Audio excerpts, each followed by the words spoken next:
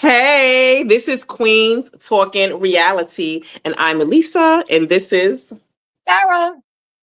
yes, and we are back to recap the Mm-hmm. reunion, Married to Medicine reunion, and we're gonna just jump right into it. And y'all chime in, all the people that are gonna come in, come on in to the live, and we're gonna talk. We're gonna start out first with the reunion. Andy brought up the Med Gala with Toya, who was the primary organizer. I think the only organizer, and Jackie was the co-organizer. So he asked, about how to go, and then they asked about her living situation. So what did you think about that?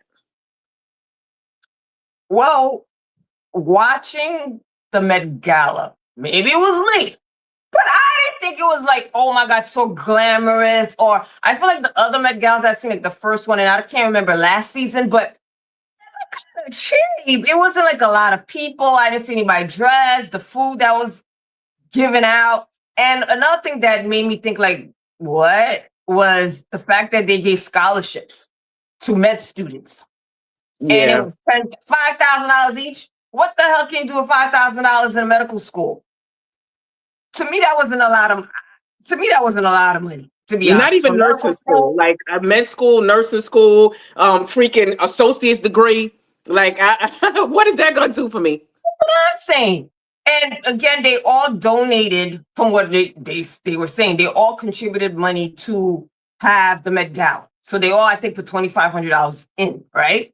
But for me, with these people, they're on reality TV, they're doctors, they seem well established, they seem like they have money. Why couldn't they donate even more money to give to the scholarship? So I never understood how all of this just to get $10,000. They all could have just gave these people the money. They didn't have to do this whole Met Gala just to give out $10,000. Last year, remember, Phaedra came out of pocket like $4,000, whatever. They raised a lot of money last year. I think it was like $100,000 or something last year. So I don't understand. They're giving money to medical students, $5,000. How I could have gave them one And person not five even just thousand five dollars. That thousand was dollars. It was only like nothing. two. It was only two people that won the grants.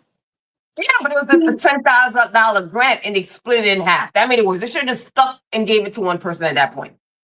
I mean, Not I'm even gonna $10,000 would have done it. The $10,000 still wouldn't have done anything. I think like maybe the money wasn't. First of all, I don't think they raised a lot. I think it was probably I think they started gathering things at the last minute. I think they started organizing at the last minute. I think for the space, the food, whatever else they had to put in for, I think that too much money was spent on other things rather than what the real reason and cause was for that event, which was to give grants to, I don't know if it's underprivileged or what is it, like what type of students were they giving like the medical grants to? I don't know, but Toy had this whole thing about selling art and artistry. So nobody brought the art, or the only people they brought $10,000 worth of art? What happened to the tickets they sold? Because from my understanding, they contributed money for the Met Gala, for the spacing, for the catering, for the decorations, all that. So that was covered. Then the ticket sales and the art that was purchased, they were supposed to raise money to give to the students. So they raised $10,000, and no one said, oh, that's a little bit. Let's add our own money into it, like Phaedra did last year. I don't understand. $10,000 and you split in half. And then I just don't think, to me, the room doesn't look packed like how it would be at the Met Gala, at a real Met Gala. Like the room, it's too much space in there. Like, and it's a huge like space. And it's just too wide and not enough people. Like as if enough tickets weren't sold. Like fill that thing, fill the building up so that money can be contributed to give to the prospective medical students. Like, why is there? It looked like it was like trickling of people, like, and like it was just too much empty space in there for me for a Met Gala that you raising money for in a cause. Empty. It seemed like when they were taping, like, oh, it was the beginning of the event and people didn't come in yet. That's what it seemed like. But through the whole episode, it was still like sprinkle of people. It didn't look glamorous like the Met Gala, which they're trying to act like it is. I didn't see outfits. I didn't see a red carpet. I didn't see anything glamorous that made me think, oh, maybe next I'll fly out and go there, even though I'm not a doctor, I'll want to donate. I didn't see anything that made me see that made me think this was success. Like they were praising Toya. Oh, it was such a success. How? So what do you think about, okay, so when Steve and Mimi came in from, well, we're going to discuss before, we're going to get to the reunion, but let's just discuss that part of the reunion since Andy did start out discussing the Med Gala. What do you think about Steve and Mimi going into the Met Gala without paying for a ticket? What do you think about that? So at first, it's like I'm still like in defense because one, how do you go there think you don't need a ticket? Like anywhere you go, you need a ticket. That was my first thing. The thing is, I didn't like how Eugene approached it. Eugene was trying to buck up his chest and make a scene and to me embarrass them when you know they clearly have the money to pay for tickets. Really, last year they donated what $5,000 over. I think it was a vase that Quad had or something like that. So I didn't like Eugene's approach. But I'm thinking, did they not know they had to buy tickets? Like, where was the lack of communication? It's an event. Don't you buy tickets? Or they felt like, oh, this is a reality show. This is part of what we need to do. We should just walk in and not give any money. So with them not buying a ticket, I'm thinking they didn't plan on donating at all because you didn't buy a ticket. Steve clearly made a statement that he's not participating in this because of his wife, which made me love this man. He's 10 toes down for his wife. So I don't understand how they did not think they needed to pay for a ticket. I just didn't like how, what's his name? Eugene. Eugene reacted to them not having tickets. I think that it could have been where they didn't realize that because last year, I don't think they bought a ticket last year. Okay. So I think that's what he was trying. That's what he's going to say in this reunion part 2, or was it part 3? I don't remember what part are we up to. The part next week is going to be part 2. Right? 2 parts. Okay, so it looked like he's going to get into that part 2 and into that in part 2, but it seemed like Jackie invited him to the table to sit at her table. So this was already pre-planned that he was going to sit at Jackie's table. So based on that, I think the confusion is that they didn't, like, I guess it slipped them, like maybe it just slipped their mind. They're going to sit at Jackie's table. They didn't pay for a ticket last year. They figured that they were going to, I think that's why Steve said, what would you rather, a $300 ticket or like a $5,000 donation painting or something like that he planned on doing? Like, I think he thought that he could go and donate and buy something, and that would be like the contribution. Like, I don't think he thought, because he said in the confessional, what would you rather, the $300 or do you want a contribution of like me purchasing a painting or whatever the hell he was going to purchase? So I think that's where the confusion was. And like he said, Toya wasn't communicating. Like there was a lack of communication, a breakdown of communication because of Toya. So I get what he's saying, because I've done stuff like that, not like tickets and stuff, but things have like, it didn't cross my mind. And then you think about it, like, how didn't you know? Like, I showed up to a breast cancer walk and I'm like, I was the only one like not in pink. Like, and in the group, it was like, wait a minute, I had like orange on, and they like, how did you know? Like, you going to a press? Because then I felt bad. I'm like, dang, everybody in pink. I'm like, how do you know not to wear pink? Like, stuff like that be like, it'd be so obvious and blaring that you should know, but then you just overlook it. You doing other things. They got an autistic kid. You got kids. She's a doctor. Like, sometimes I think you're just not thinking about those specific things. And you just sense. Like, okay, we going and let's go, let's get dressed. But the ticket probably didn't cross his mind. No, that makes sense now that you say, because he probably was going thinking, I don't need to buy a ticket because I am going to purchase something there because it's art. Yeah. So that made sense, because last year they made the huge donation. So that makes sense. Eugene was wrong. Regardless if he forgot, didn't know, Eugene was wrong. And who are you? Like you some bodyguard. Get out of here. Like, let's approach me after the Met Gala and see what I'm gonna do during the Met Gala. Because like he said, they might have bought like a $10,000. They would have contributed to something, but because you like accosted me and you like trying to buck up and stuff like that, now I'm not doing nothing. Now you ain't getting a ticket. I'm at Jackie's table. I'm not even making a donation. Yeah, I'm just going to give you the money for the ticket and that's it. Mm-hmm. But again, the purpose is not that. The purpose is to raise money for these individuals. So even if Eugene did that, I think they should have still donated. Don't know if they did. But I really didn't like Eugene. I never was a big fan of Eugene, but this season, he really looked like a punk. And that outfit he had on, oh my God. I don't remember the outfit. What was it? What did it look like? He had like some blazer, but it was hideous. It would look like, I don't know what the hell was on it. Whatever it was a lot of colors, and it looked hideous on him. Mm-hmm. Yeah. So Okay. And then what was the next? so Andy went to talk to Toya about it. They even heavily said it was a success, and I'm just like, it was. But That's again, what I for was them, thinking. I'm like, are they just trying to like? Did they talk about this? Like, listen, don't throw no shade at me. Don't do nothing. Like, let's really promote the Met Gala. Like, I wonder if they discussed this beforehand to not go in so hard on Toya so they can be a success, more of a success next year. Because to me, that didn't look like they said you had chicken wings and like hot dogs or whatever. Like, was like where'd the money go? yeah, I don't know. It didn't seem like it was fully the place was fully decorated. It just looked like it was missing things. It was missing people. It was missing table. It was just looked empty. I don't know. Maybe Toya kept the rest of the money for herself. I don't have no idea. And Okay, I'm so surprised they're not talking more about where did the money go for the Met Gala, because I wasn't there, but what they showed on TV, it didn't seem like it was worth what they seemed like they gave to have this event. and they commented on there being like finger foods. Like it wasn't like real food there. It wasn't crab, even finger foods. Like you can have crab cakes, cocktail shrimps, and things like that. But wings, I'm not trying to eat wings at a fancy like gala. Like, come on now. Like it should be like some type of like caviar or something. But wings, Something party fancier. wings. Hell, at least have some shrimp. You know, like something shrimp on a stick.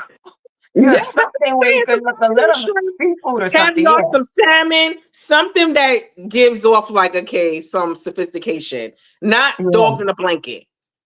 Yeah, no, it to me looked tacky. It didn't look like something I want to go to. And yeah, so they did comment on things like that. So I don't know why it wasn't brought up. Like, and it was just like, oh, a success, a success, a success. But nobody said what they were saying in the confessionals. Like they was kind of like, on a fence about the success of the Met Gala. Yeah. So it just seemed like that's why I tend to think like they had a little powwow beforehand. Like, let's not go in too hard. Like, let's not, be a little soft on me because, we want this to be to be more of a success in the years to come. So let's not go too hard on me. That's what Yeah, I I think think. they all agreed not to because that would turn off people from going next year. Yeah. So So then what do you think about Andy asking about like, is Toya still going to be in the same house? Like, I don't know. I thought that was like, okay, we already know she had like, they come and go. I don't know why they don't stay in their houses, but then Heavenly said, yeah, I think she's going to eventually move into a condo by herself. Like as if she don't have kids and a husband. And it's preteens at messy. that. Like she don't even got like big adult kids. Like she got like I don't even think they're teenagers yet. No, they must be. They big Oh, ass they kids. are. If Okay, they're I'm so not, they used to must. seeing you I can think see they're them at often, least in so high I'm just school. stuck on seeing them as little kids. I think they're maybe in high school. And I don't know how old these kids are. I mean, if they go to college, she'll be by herself. Heck, it was just being messy. She was throwing shade and hoping that Toya responded back. But I think they all know, and I feel the same way, that Toya's not happy with Eugene. I mean, she had an opportunity to find another man and keep it a secret and chew on his ass. I think she would. And keep the I money think. train going. I think this is my opinion. I think Toya has not stepped out on Eugene in fear of getting caught. Because right now she's a known person and, sleeping around for man, he probably trying to blackmail her. But other than that, I don't think she's into Eugene sexually. I don't Me think she's neither. into Eugene in any type of way. Okay. And I think that's what Heavenly is leading to, but she's not saying. But Toya is taking it like everybody hates on her family and stuff like that. I think they all seeing like you talk to this guy you talk to your husband with no respect. Like you said, he got a small penis. You're constantly like ridiculing him and blaming it on us, not even taking accountability afterwards.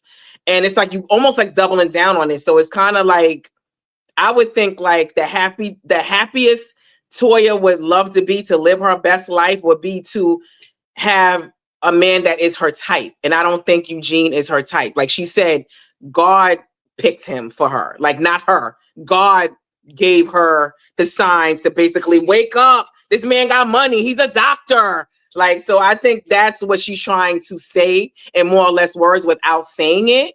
And I think Heavenly is not dumb. So she's kind of like being subtle about it. Like, I think like her best life would be by herself in a condo.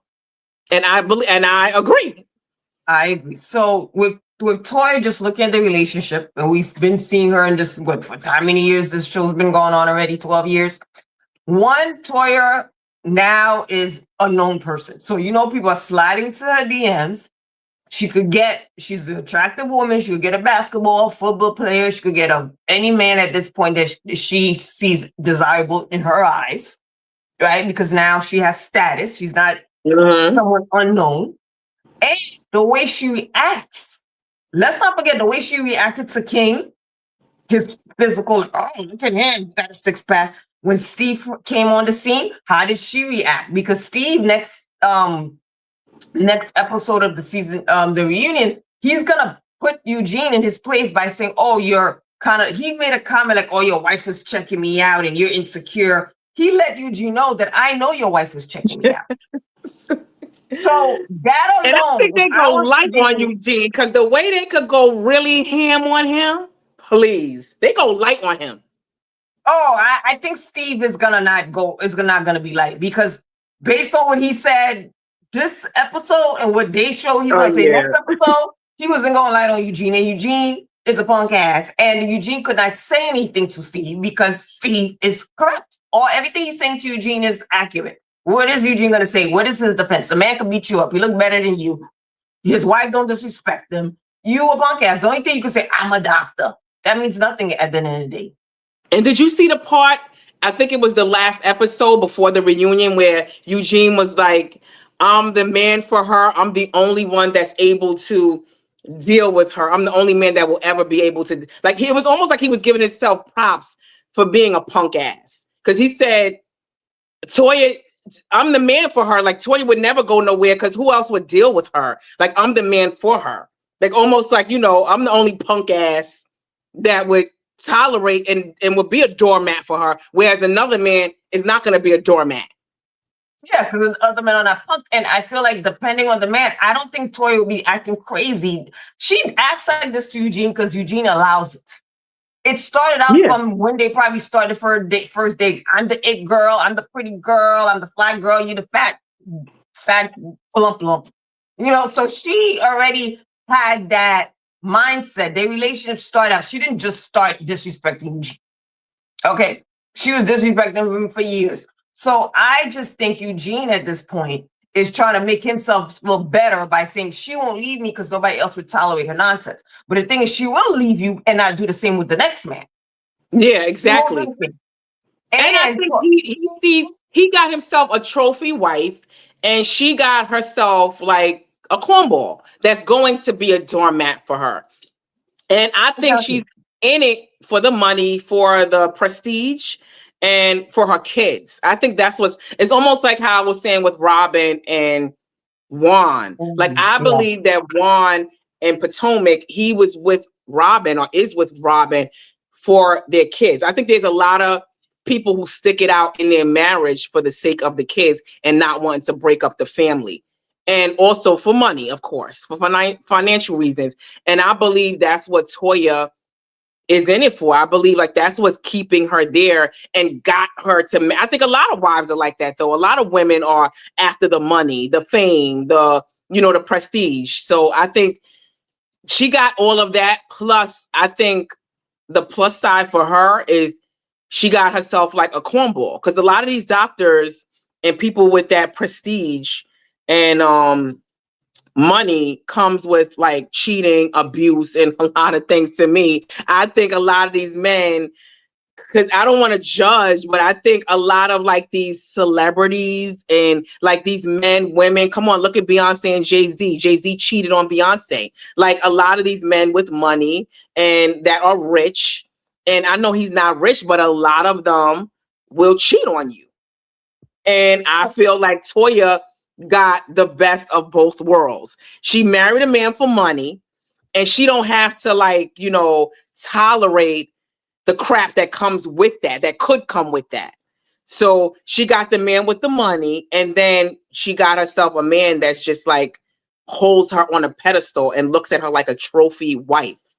So I think she got the best of those both of those worlds that women hope to have when they marry a man with money, but they don't know a lot of crap comes with that when they start cheating and abusing you. I don't want to judge, but leave your comment down below. We can go at it because I got my opinion. But I think with Toya too, the more lack of respect for Eugene because she's making her own money. So now the level field. So you think you've been disrespecting him before the money? I know. I think she was disrespecting him before, but I think the level of disrespect now is a different level. It's higher now because it's not like, oh, I'm the housewife. I'm not making any money. Yearly she's making more money than Eugene. Yearly, she is making more money. I still think she been when you saying to your man you got a micro penis. I don't know. To me, that's when she started making that type of money. I think she was always disrespect to Eugene, but now she's in a different level of disrespect because she makes her own money. That's how I feel. I feel that her level of disrespect. I don't know. I feel that when you're like when women deal with these like little cornballs and stuff like that, even though he has money, I think because I've seen it before with my friends. I'm not into like men with money. Like, of course you want a man with money, but that's not going to be the sole reason that I deal with a guy because he's giving me money and because he can buy me things, even though I'm not attracted to him. Like some of these women be marrying, they be in their 30s marrying like a 90-year-old for his money. Like I was never that person, but I've seen it where they will take like, you know, give me this money. Like my friend, she deals with like, I remember her telling me like, watch this. And she was like, God. I want this right here. Like, and she was like, why? Like showing off. Like she was like, I want this right here. Like she was looking at something that she wanted him to buy. And she didn't even ask him. She was like, you see that right there? I want that. Can you get it? And he did. He took out his wallet. In a flash, he had his wallet out paying for it. And she did it in a way like, Elisa, watch this. So that's what I'm saying. Like, I think a lot, and he is like a cornball and somebody that was not in her league, but you're able to do that. I feel like a lot of times, whether you're making money or not, when you're a trophy, like to them. Yeah. Well, that's what Eugene probably felt he couldn't get any better looking chick than Toya. And he looks at her as the it all and be all. Yeah. And also, she's the mother of his children, and she seems to be a good mother. So he ain't going nowhere. If anybody's going to leave, it'll be Toya. And I think that's what Heavenly is trying to say, despite Toya believing that it's like they hate on her family. But I believe that Simone and are saying that she do have the like luxury life. Like, and you remember Toya corrected them, like, no, I'm a work at home mom or whatever. Like, a stay-at-home mom. Like your kids are like we just said, aren't they high schoolers or preteens? Yeah, what the hell are you doing? They're in school most of the day. They're probably in sports. You shouldn't be doing homework with them at this age. What are you doing all day? What does she do all day? And that's what Simone was trying to say. Like, she got the best life. And I guess you can look at it like that too. Like, even if she is the trophy wife, even if she is using him or whatever she's doing and making herself happy in what she has, it's like, I guess, when you got a man, sometimes a lot of people overlook looks for the best life that they have for their kids and for themselves. Think she has the best life, to be honest, because she doesn't seem happy. I don't think she thinks she has the best life either. I think she looks at Quad as probably having the best life. I think if she could, she would change her life for Quad's, with including having her kids. I don't think she don't want her kids, but she wants. Toya gives me that I want to be the it girl. I want to be the girl with my single friends, going to Africa like Quad and be the it socialite. I think that's what she wants. And unfortunately, she's with Eugene. Yeah. And then the next part they spoke about. Wait, one thing. How do you feel when she said to Heavenly, "Oh, well, I don't see Damon anything bulging out of his pants"? Yeah, I was gonna get to that. Yeah, that was the part. We didn't get to that part yet because that comes in later. When they did ask about, we're gonna get to that part. But the next part was when they spoke to Mimi about, it was basically like Mimi and Toya at this point, this segment, and they talked about Mimi saying like at that party how cringy it was how Toya was talking to Eugene, and I'm on Mimi's side. And Toya did say like she wished she had friends that rallied around her and told her like you're spiraling, like calm down. And no one does that for her. They did. Exactly. I was just about to say that. I saw Quad do it. I saw Mimi try to do it. I saw Contessa say something to her. They did try to calm her down, but she wasn't having it. And she called them bitches. So if you're going at your husband and I'm trying to help you and you call me the B word, I'm all hands off. They did good because they still rallied around her after being called bitches. And everybody's hating on us and like just putting them on blast. And that was like, they still like was there for her afterwards. I think Mimi was the one who decided to leave. I like Mimi. So far, she had from last season and this season, I haven't seen her do anything wrong. She is a psychologist and she sees Toya's patterns. So, and she seems like if there's conflict that you haven't resolved amongst yourself or your spouse, I'm going to stay back a little. I'm not going to give you my full self. I think Mimi's very weary of befriending Toya due to she sees Toya still has a lot of deep-rooted issues she has to deal with. And Toya seems to be the type, because she does it with Quad. And I think no one other than Quad and maybe Brandy, she seems like she would hate on Mimi. Mimi has is younger. Mimi's pretty. She's a doctor. She has a good-looking husband. I don't see Toya embracing Mimi to build a friendship. I see her being a hater towards Mimi. I think so too. And I do feel, because it's like, why would she pinpoint Mimi when all of those ladies were there? She said the look on Mimi's face, and Eugene said the same thing. Like she had a judgmental look. I don't know if you remember that part when they panned to the guys and he said like your wife had a judgmental look, and that's why she kind of pinpointed her out of the crowd when she called them all bitches. That's stupid. To me, I would have been like that too, but I would have been judgmental. Like you spiraling and you putting your man on blast. Like after all, you've been saying he had a small penis, and now you add it again. Now your little attitude and your little chip on your shoulder and disrespecting your man is rearing its ugly head again. Like it is like cringy. It is. And I would look at it like that too. Like, and I just feel like from that instance, like even with Eugene being such a cornball, like Toya never took accountability. Like she's still at the reunion blaming the ladies for how she reacted to Eugene. Like, why is she not like she subtly apologizes, but it's never an apology, and it's like almost like apologizing for reacting to the ladies, not how she initiated it by reacting to Eugene and disrespecting her husband. She's apologizing for allowing the ladies to make her react. And it wasn't that. Like, no one should make you react and disrespect your husband.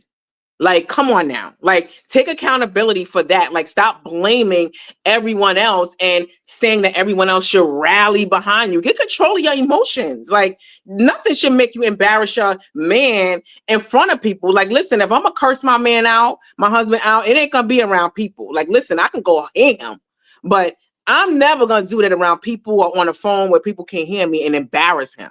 Like, so the way she does it is just like, it is cringy. It is. When I watch it, I'm like, oh my God, everyone seemed very uncomfortable. And when they showed you there was other people there other than the cast, everyone was very uncomfortable. If I was in a situation like that, I wouldn't know what to do, what to say. So it was cringy, and I would have a judgmental look. So Toya again pinpointed Mimi. Why Mimi? Yeah. So I think Toya's a little bit jealous of Mimi's life. I think so too. Too. And then they went on to the part when they were still going back and forth, and Toya said, well, I just want everybody to keep my marriage out of your mouth, or whatever she said in reference to her marriage and them speaking on her marriage. And like Heavenly said, you giving us reasons to speak about your marriage. Like you the one who's putting this on Front Street for us to talk about it. And then Toya was like, well, my man, she kind of like threw shots. She unloaded the clip very silently on all of them. She was like, my man don't cheat. My husband is not afraid to have me around my son. And then she said something else. It was almost like she was like all of them. Like she pegged them and threw shade at each one of them in one like second. But I want to know, who was she talking about? My husband don't want me around. Was she talking about Heavenly? My son. I think she was talking about Heavenly when she said, my husband trusts me around my son. Like, I think with Heavenly's son getting arrested and Dr. Damon holding that like secret and not telling his mother, his wife, I believe like it has something to do with maybe trust. I don't know. I don't know how that like how does Toya like connect that, but it just seemed like Toya was making a connection about trust and your kids and not trusting. Yeah, I think it was geared to Heavenly, but it Yeah. seemed like both Mimi kind of looked like, what? Like, what is she talking about? Mimi kind of gave a look like, who is she talking about? But they never, I think that one sentence or phrase she said, they should have been like, what are you talking about? Like, no one questioned her out of, I feel like Heavenly didn't question that statement out of fear of what Toya would say, because they kept going back, I'll let it out. I'll let it out. I know, like, she knew some big secret. And everyone's like, yeah, let it out. And then Quad was looking like, oh, God, don't let that out. So I think Toya knew something that she wasn't saying, because when she said that, Heavenly was pretty quiet in this reunion. As far as I think Heavenly has to be quiet in this instance, because it was like, you can't hide anymore that your son got arrested. So if your son got arrested, he's having mental issues. I'm sure they all knew about the mental issues. Like, now you have to kind of bite your tongue. Like, Heavenly's in a position where you don't want nobody to talk about your son. And it seemed like Toya had it right on the tip of her tongue. And I feel like when you know somebody like can talk about something that you're dealing with, that's a very tough, subject, tough issue in your life, I think you will tread lightly. Like, you're going to know, like, let me shut the F up, because now they got something on me. And I think that's where Heavenly was with it. Like, it's like Toya let her know, proceed cautiously. Like, be cautious about where you're going with this, because I can unload the clip some more. Exactly. Things that we don't know. I think there's more to the story about her son that we know. So Jocelyn said, totally agree. She said, totally agree. Toya's Joseph, Mimi, and Quad's life. She's stuck with Eugene. Exactly. She feels stuck. I think that's where Toya feels stuck. Like, damn, what do I do? How do I get out of this marriage? But that part, yes. I feel like she said it pertaining to Heavenly, and Heavenly stayed quiet. Yeah. That was a statement I feel like Heavenly should have bucked up, but she just was like very quiet. And then Toya said that, she did kind of like give a little your neighbors told me what Damien does not after hours. What was the She said, I know your neighbors told me about yours, but then she said, oh, and I know why Eugene got fired. Ooh, Eugene got fired? I don't think he did, because Eugene definitely like made a statement online and said like, and Toya said the same thing online, like he has never gotten fired. I don't believe it either. Eugene just too nice. Like, I don't believe he got fired. I think she just threw that out there just to like how she did with Sweet T's Dr. G, and how she said he's a pedophile because he's dealing with he got married to somebody younger than him. Like, really, that's a real stretch. A reach. Yeah, but Heavenly is doing a lot of this show. They're supposed to be doctors, right? Yeah. I think Heavenly does a lot of things that could make people question these individuals as doctors, because if somebody just see that and thinking like, oh, Eugene got fired from being a doctor, it's like questionable. I don't know why she throws these things out that could potentially affect these people's careers and their profession. And you're running for Congress. You're trying to be like you're trying to like run for, like, you trying to be a congresswoman. Like, to me, I feel like if you're doing that, you should be like revamping your whole like look on TV. Like, you should change up some things. Like, she didn't change up anything. Do you think she's gonna win? No. I don't think she's gonna win, because because I don't think it's going to be a popularity contest. And not everyone watches Married to Medicine. And the people that do watch it, a lot of them don't like Heavenly. So unless she's using her patience and her knowing celebrity status, and then maybe some of the celebrities go on Instagram and try to get votes for her. Like I think Candy was endorsing her. I think Carlos King is endorsing her. Like if she used her celebrity friends to kind of like promote or encourage them to vote, but then it's only a small district. So again, it's not like a big, it's not like a presidential, election. It's a very small district. So if you don't have a lot of people within that district wanting to vote for you, you're kind of screwed. Like even if I'm like, oh yeah, vote for Dr. Heavenly, I don't know anybody that lives in her district, whatever, in Atlanta. So I don't think you're going to win based on that. Secondly, as far as voting for Heavenly and her running Congress and everybody saying, look who we have for the president. So I don't really even think of that in that manner, like, oh my God, Heavenly. Because when I do see her doing her interview, she seems very passionate about running. She seems somewhat knowledgeable about some of the laws. So I don't know if she'll be that bad of a candidate. Look who we have running our country. And if you vote for her, you know exactly what you're going to get.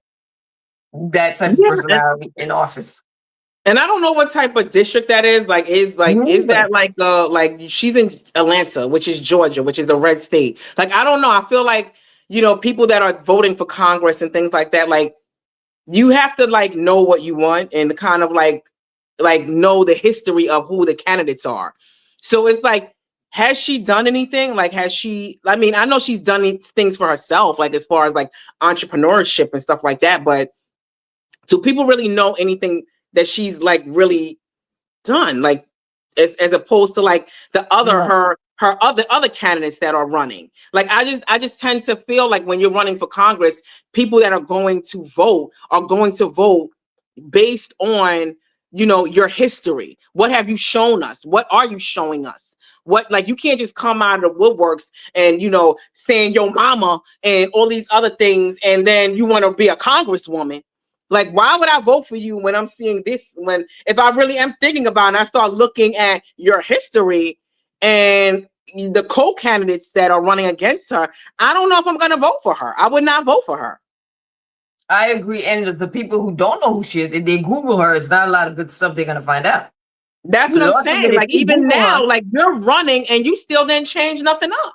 Like, you still being the same old you. You didn't like even try to kind of like, revamp yourself and how people look at you. To me, this would be my chance to polish myself up and kind of smooth the like rough edges about myself. Like, this season would have been the season to do that. Like, she's like all in being a congresswoman. This season would have been the time to showcase that polished Heavenly. Very polite, very prim, proper. Like, I would have been talking about promoting like everything that I'm about, like in things that I'm going to stand on, being a congresswoman. Like, she did nothing. She's still going at it about dumb-ish. Like, come on. Like, I would not vote for her if I saw this. If I saw how she's like carrying on. Like, this shows me you don't have emotional intelligence to even know, like, I want to see the best of you on TV. You should be showcasing the best of you. And this is what I'm seeing? No. I don't think she should have. I don't think if she did that, anyone would believe her. Come on. I mean, after 11 seasons or 10 seasons, how many seasons she was there, Heavenly comes in. No, but you could still be like, you could, like me, I have my little ghetto side, but listen, in a professional environment, I'm going to switch it up because I know how to mingle with the best of them and the worst of them. So I feel like that is a skill to be able to switch. But nobody would believe Heavenly. No one would believe Heavenly. And we have the Toyas who's going to go at her and at her until she showed her true self. I think what would have been best for Heavenly is she didn't come back this season. I think she should have came back and showed her best self. I wouldn't have believed her. I feel like when she's on the show, she's act a fool. But in her professional environment, I don't know how she is in a dental office. I don't know how she would treat me as a patient. Like, I don't know if she's like that girl, if she's going to show her professional side, if she's going to have great, bedside manner. Like, I don't know, but I tend to feel like if you're a dentist, you're going to showcase your best self. So in that instance, I don't know, because I'm not a patient of hers. I don't know her in a professional environment. So we don't see that on TV. So this would have been her time to showcase that. I would have been showing the cameras, having them in a dental office. I would have been just showcasing my best self. And I just feel like that's been a lost opportunity for her. She's still acting a fool. There's a lot of clips from this season that they could go against her. Yeah, but I mean, you could still spin it though. You could spin that. Like, if somebody go against me, I'ma spin it, and this is my best self. I'm a doctor. I'm a dentist. She's a doctor, like dentist, and she's, has so many businesses, some successful. Yeah, but she ruined this episode. Huh? This episode, she didn't show any of that. They only showed one scene of her giving a speech, which looked like it was in a parking lot. It was like they didn't even have a lot of people there. They didn't show her do anything. I thought this season it was going to show her journey as a congresswoman. Exactly. Meeting people, going to meetings, or going, I don't know, more things of her. Absolutely. That's what I'm saying. This was her chance to showcase that. And we saw nothing but her acting a fool and chiming in and talking about somebody, physically assaulted her. Like, she's just, and then it's on camera, and you're seeing that this congresswoman, you trying to run for Congress and you're lying, indulging. Like, you feel like, when you run for like an office or anything in politics, we all tend to believe like they don't have a good reputation on telling the truth.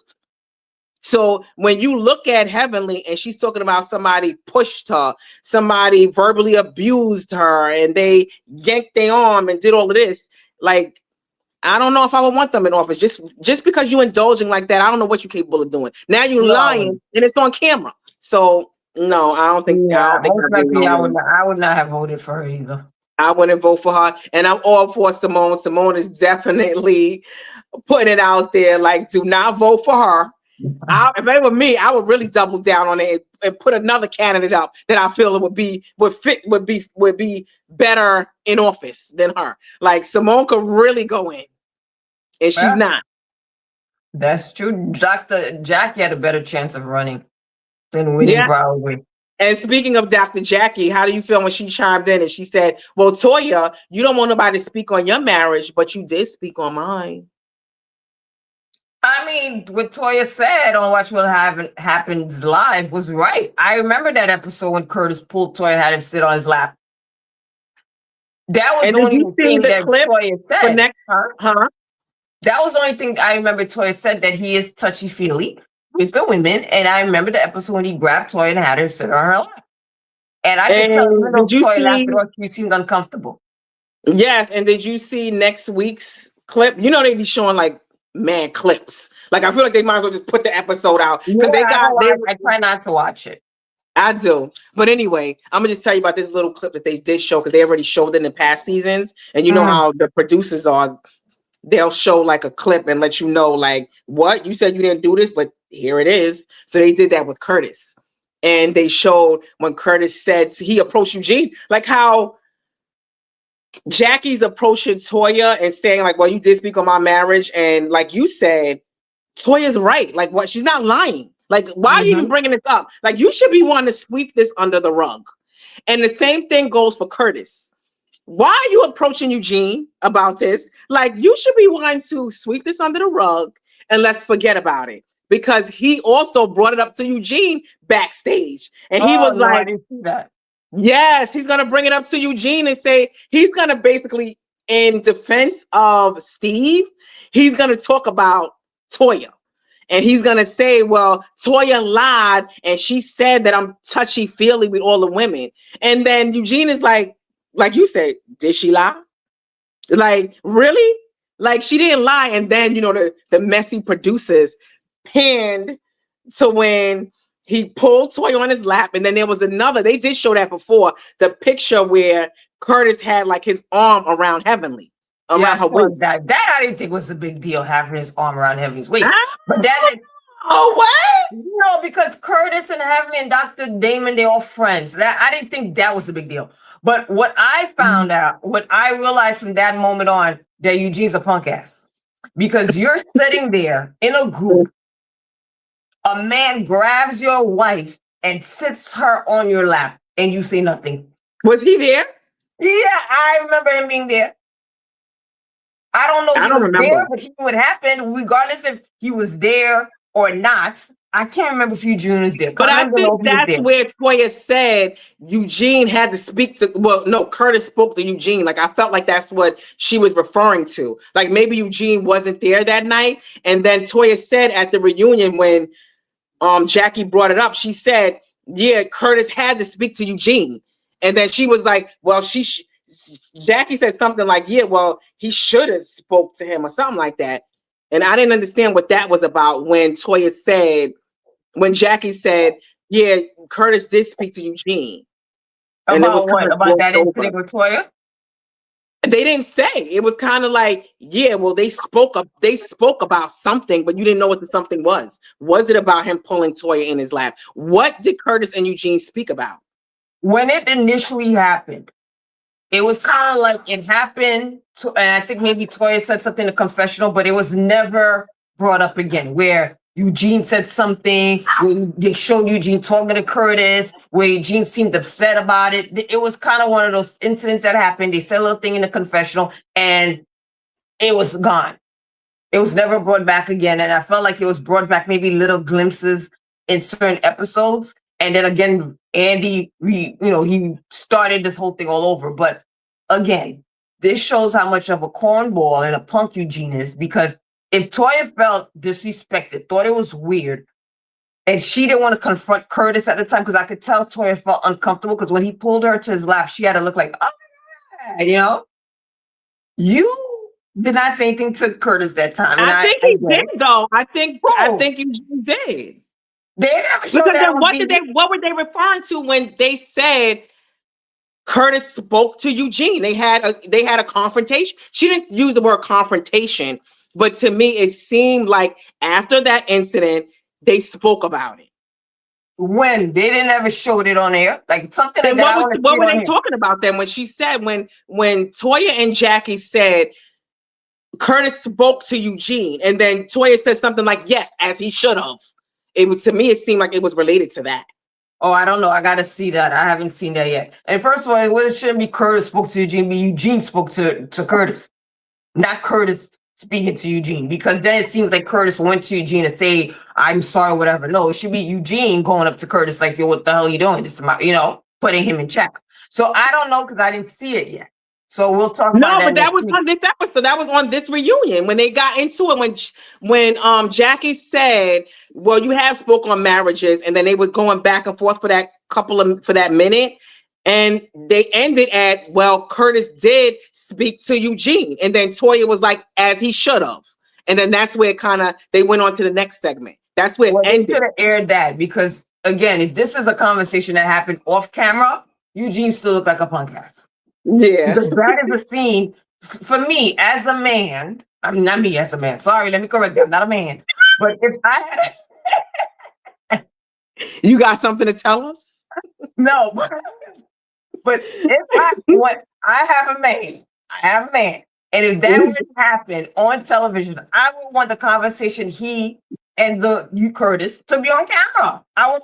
And then when they were backstage, you're gonna see it next week. When they went backstage again, where the guys were going at it, they did make reference again to the discussion that Eugene and Curtis had. When Curtis again brought it up, like I said, it should have been brushed under the rug, but Curtis again brought up, yeah, your wife lied and said I'm always touchy-feely with the women. And then Eugene said something like, yeah, we spoke about this. We had a discussion about this. So something was said. I don't know. I gotta see it, because I don't remember anything was said. If it was said, it was off camera. Mm-hmm. Yeah. So then that's the next part, is when they start talking about like how they went back. I mean, we already spoke about the Met Gala, and then they were talking about how the text that Heavenly and Toya were going kind of back and forth about when Toya was organizing the Met Gala, and then they said something where Heavenly was like, yeah, your man got a small, at least my man got a big dick. And your man, and you at home with that small penis. I swear, if that was me too, and a woman keep coming at me, I'm gonna keep bringing up how you said your husband got a small penis. I'm gonna keep bringing that up. I'm sorry. Toya just, and she's so mad. Like, I don't get her and Eugene. They so mad every time somebody talks about his small penis, but you're not mad at your wife, who's the one who put this on Front Street. Like, I'm not gonna let you forget about it. Every time you talk about me and my man, I'm gonna talk about your man's small penis. Like, I just can't believe they are so like not holding themselves accountable for nothing. Like, Heavenly, I would say the same thing in any instance. Like, yeah, that's why your man got a small penis, and Heavenly did throw that out there. And then that's when Toya said, which Heavenly deserved it too. Like, now that the son situation is coming out, Toya did kind of make reference to that. She was like, well, I'm at home with my kids and happy, or something like that, she said. But she was like, well, I don't see Damon has any bulge in his pants. Yes. So I mean, you were looking to see. To me, that's so embarrassing. Another woman. Well, yeah, my man have a small penis, but I didn't see your man didn't have no bulge in his penis. Yeah, that was very telling. Like, you're going around dick watching because your man doesn't have a dick. Like, to me, that's what I would have said. Like, really? You going around watching you watching men's penises for a bulge? And you detecting who got a bulge and who doesn't? Like, to me, that would have been, oh my God, I would have so went in on just that comment. They let a lot of things slide. And I feel like if I was in that moment, the way I would go ham on some of these women, it would be like, they would probably really look at me like the aggressive Black woman. Because I'm sorry, I would have definitely been like, what? Like, you looking at my man's penis? Exactly. And then here goes to Heavenly. Well, my man's from Barbados. Like, what that mean? Bajans got big dicks? I didn't hear about that one. Oh, I don't know, because he's Caribbean. Because she said that, I was like, what the hell? Yeah, when she was like, my man's he's from Barbados. I didn't even know he's from Barbados. But even so, I guess, like you said, maybe there's a Caribbean thing. Like, she's saying, like, Caribbean men got big dicks. I don't know what, but all I know is Toya should be ashamed of herself. And Eugene never did anything to kind of like make himself look good in this situation. She never said, like, yo, when he found out everybody knew he had a small penis, he didn't even try to defend it. Like, what? I mean, when she be screaming, though, he didn't make any reference to maybe, okay, I have a small penis, but I'm hitting it right. He don't say nothing.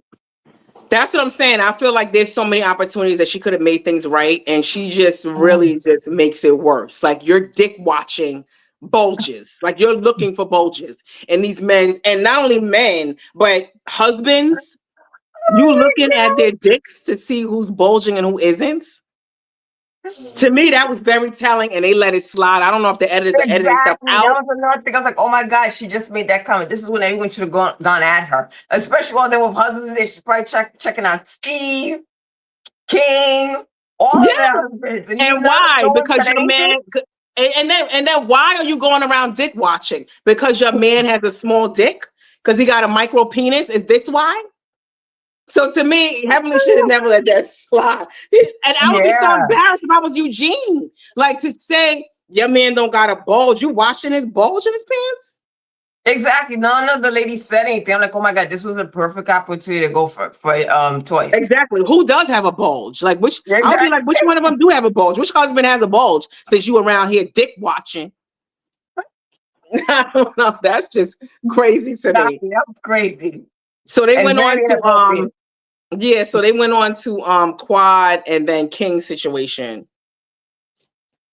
I mean, there's been so much talks about this already. It's kind of like, okay, they broke up. Yeah. No one really knows what happened. Quad keeps saying it's mutual. King made it seem like he left her. But what do you think but what do you think about, like, how she handled it, how she spoke about it? What do you think about? Well, I think she spoke well about it. You know, Quad is a speaker. She chose her words. She made sure she didn't say anything mean about him. She didn't give too much information about her relationship. I mean, they question whether or not King should be there. I don't think he should. If they broke up with her, he needs to be there. I feel like I I said, I know. Like, I don't understand. Like, I do feel I would have liked him to be there as a watcher. Of course, I feel like we lost out on hearing his side. But I would never, like, as Quad, no, absolutely not. Yeah. So the next thing too, I mean, Simone asked good questions because she was questioning, oh, you wanted to have a baby with this man. However, you're not married. You didn't know if you guys were going to live together. There were so many other things they were so indecisive about, but you wanted to have a kid with this man. So I think Simone asked a good question, and Quad made it, well, from what she said, it appears that she just wanted to have a kid with this man, and she didn't care whether or not they broke up because she felt that he was going to be a good co-parent. So it was like, look, you look good, you got status, you got some money. I really want a kid. We probably have a beautiful child. Let me have a baby with this man, regardless if this relationship is going to last or not.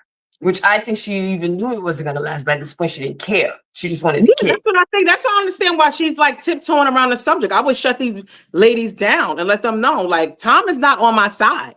Like, nature is against me. Like, whether you believe it or not that we're going to be together, I don't care if we're going to be together. I want to have a kid. I'm in my 40s. Like, why? Like, I would have shut all of them down. Like, they so much pressuring her about having a kid. You used him. Or you use this for a storyline. Yeah. She doesn't have kids. She wants a kid. Even if she doesn't feel like gonna last, she feel like he's a good dad to his own daughter. Time is not on her side. Whether he's a good man to her, that's not, I don't care. Like, she doesn't care about that. Like, time is not on her side. She needs to be focused on her fertility. Like, I'm not gonna be focusing on throwing a big wedding and being a bridezilla. Like, I want to focus on my fertility, and that's what she did. I would have shut them all down because I'm definitely on Quad's side, especially somebody who doesn't have kids. Like, I see what she's going through. At this point, you want a kid, just get it with a man you could co-parent with. And that's what she did. And I feel like she loved him. Not only that, she found somebody that she loved or whatever. They didn't have to move in. I think what Quad was doing, like, granted, they didn't live together. They were not married. Like, she wasn't with him for like a decade or years and years and years. But she knew enough to know, like, okay, she wanted to have a baby and he's a good dad. So to me, when you're in your mid 40s, like she is, time is not on your side. I don't got time to think about us moving in together, throwing a wedding, getting married, intertwining our finances, getting lawyers to do prenups. Like, nobody got time for that. She needs to focus that energy on her fertility like she was doing. But I feel like she tiptoeing around and she's trying to prove that she loved him. She loved him with all her heart. Like, no, I don't care. Don't worry about all that. I would have shut all of them down within seconds. No, I totally agree with Quad. And I just felt like Contessa did ask a good question about, it seemed like Quad really wanted a baby and King did not. And Quad did admit he paid for the first fertility, whatever they did. And the other one she paid for.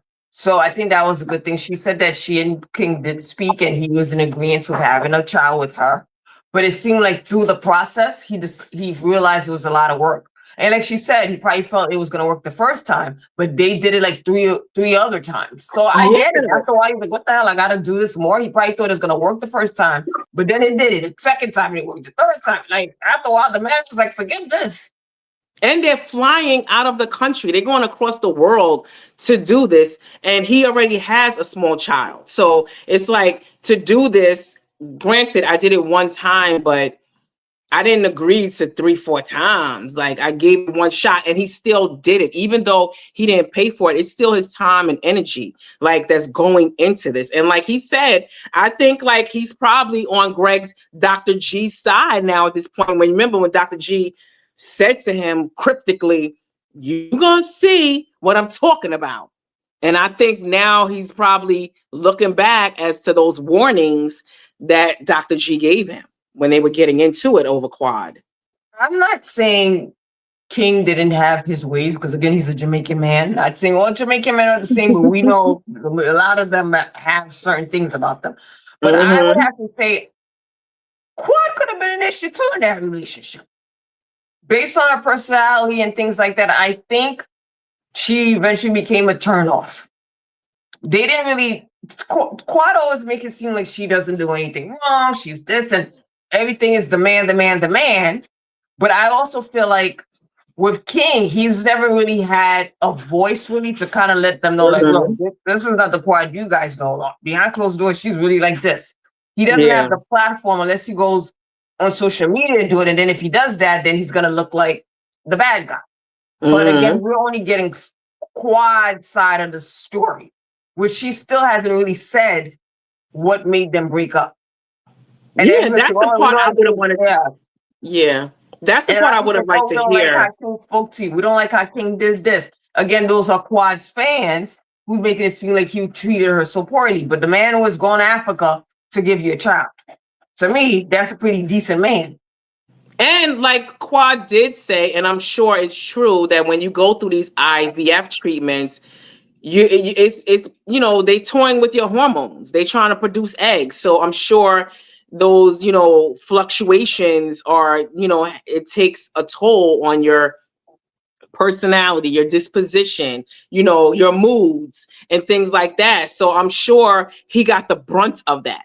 And it seemed like she confirmed that in a lot of that. Even on that last episode before the reunion, the last episode of the season, she kind of like said it, like, I was going through a lot, like, and she did, like, she put her body through a lot, her hormones through a lot. So you can't take Yeah. away from he's still human. He still has feelings. Like, I get it that you're going through whatever you're going through, but it's just like somebody who could be like, have some mental issues. Like, yeah, I could be dealing with somebody with mental issues. You could be schizophrenic, but am I supposed to be forgiving of that? If you try to take a knife to me or you do something to me, should I be, oh, okay, he's going through something, so I gotta be okay? No, like, I'm still dealing with a lot, and you still should consider that. I agree. I think he just got turned off, and a lot of it is the personality changes, And and there she was was so no turn back. defensive. She was so defensive, even when what's her name brought it up, Contessa? Contessa, when she said, yeah, well, he's not here and I'm moving on with myself. And then Contessa was like, yeah, you didn't want him here. And then Quad was like, I didn't say that, Contessa. And it's like, come on, Quad, you didn't want him there. And there's nothing Yeah, wrong. That's why I exactly. tend to feel like she covers up a lot. Like, why can't you just say you didn't want him here? You didn't want to get married. Like, it's almost like she's great to be like the political organizer for Heavenly, because she always has like perfect answers for us instead of being, let down her guard. Let us like be transparent. Like, you didn't want him here, and say that. Don't act like you didn't want him here. This is your job. Like, you have a right to not want him here to give his side. You, like she said, she want to move on with her life, but don't lie and act like, oh, I didn't say that, Contessa. But then Toya spoke up and was like, you didn't want him here. Like, why are you lying? Exactly. I'm like, right. I don't want him here because he was my dad. And she did eventually say that. She did eventually say that, but it's almost like Toya had to kind of like pull it out of her, because she was not saying that at first. She was making it seem like, I never said that, Contessa. And then Toya was like, but you didn't want him here. And we spoke to him and he said he wanted to give his side. He wanted to be here. And then it was kind of like, Quad was like, you speak to my ex? And she was kind of like shocked. What do you think about speaking to your ex?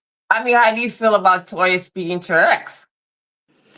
I feel like when you're married, though, and they formed a relationship, like, it's not like Toya has a one-on-one relationship with King. It's like she's married to Eugene and they formed a relationship based on Quad bringing him around. Like, Eugene and Quad are not besties. He's a man, she's a woman. That's her friend's husband. So with him being a man and him forming a relationship with King, because Quad brought him around, there's nothing Toya really can do about it but support her husband. Like, what is she supposed to do if he come over and want to hang out with Eugene? Is she supposed to like slam the door and not say anything? It's kind of like with Candy and Phaedra's ex, Apollo. Like, you can't help your husband being friends with somebody that you brought around. Like, you brought him around and they formed a relationship. I can't make my husband cut him off and I can't do nothing. We all are living in the same household. Like, what is Toya to do? I agree. And Quad pushed King on them. She really, like, last season, She really wanted him to be in the inner circle. She wanted the guys to get to like him. She wanted the women to get him. She really pushed King into that circle to kind of push Dr. G out. So now that they are friends with him, they did what you wanted. They really liked him. They were going on trips. They were doing all the stuff you wanted to have him feel included. Now that you broke up, you can't say, okay, end your friendship, considering they're not really close with you. And anyway, it's not like Dr. Heavenly is friends with him, because her and Dr. Heavenly actually have a true friendship outside of this. But other than that, Toya don't owe Quad anything. But even if, let's say Heavenly, I don't know, is Dr. Damon, like, what would she do if King was coming around for Dr. Damon? Because Dr. Damon, I think he really did like King. They did kind of like, they did form a relationship. So what could she do even if Dr. Heavenly's husband brought King around? What you gonna do? The difference is Toya seems to also have her own relationship with King, somewhat a friendship. Kind of like when she said, "Oh yeah, he helped my son with his birthday with cars," which again could have been Eugene getting involved. She posted a picture of her and Simone and King, so that became like a whole big thing on social media. So I honestly think when it comes to that with Heavenly, the way she seems very close to Quad and her friendship with Quad and loyal to Quad, she would separate that. Like, okay, Dr. Damon and King are friends, but King and I would not formulate a friendship. Where she wouldn't be following him on Instagram and see what the hell he's posting. She wouldn't. That's true. Hanging there out could be with things him. that you could still do to separate. Yeah, that's what I would do. Like, yeah. So like, we're friends. If your husband, my wife, got close and I break up or you break up, I know there'll be someone I would do a separation. Like, okay, you guys still close, but that's still my friend. There would be some boundaries. You understand? So I think Toya is crossing it on purpose, kind of like, they're not together, but me and him is cool. Then I'm thinking, are they trying to build a storyline and have him there next season? As a friend, and they posted up. Did you see Simone and Toya posted up with King at a basketball game? Like they are, like you said, they are doing things to like trigger Quad. I feel exactly. Why would you post that? You could go to the game, see King, hell, take a picture, save it in your phone. Why would you post it? So I'm starting to think they're trying to build a story, a conflict with Quad next season, which Quad does need. And I'm also thinking, would they make him a friend of the show? They did it. I don't think so. I don't think so because Quad already let it be known. Like if she didn't let Dr. G and his wife on it, she's definitely not gonna let no King on the show. They were on there that season. No, that's what I'm saying. But I feel like the reason why they didn't do another season, I feel like Quad shut it down. I don't feel like they were. I don't know. I just don't think King. I feel like even him not being at the reunion.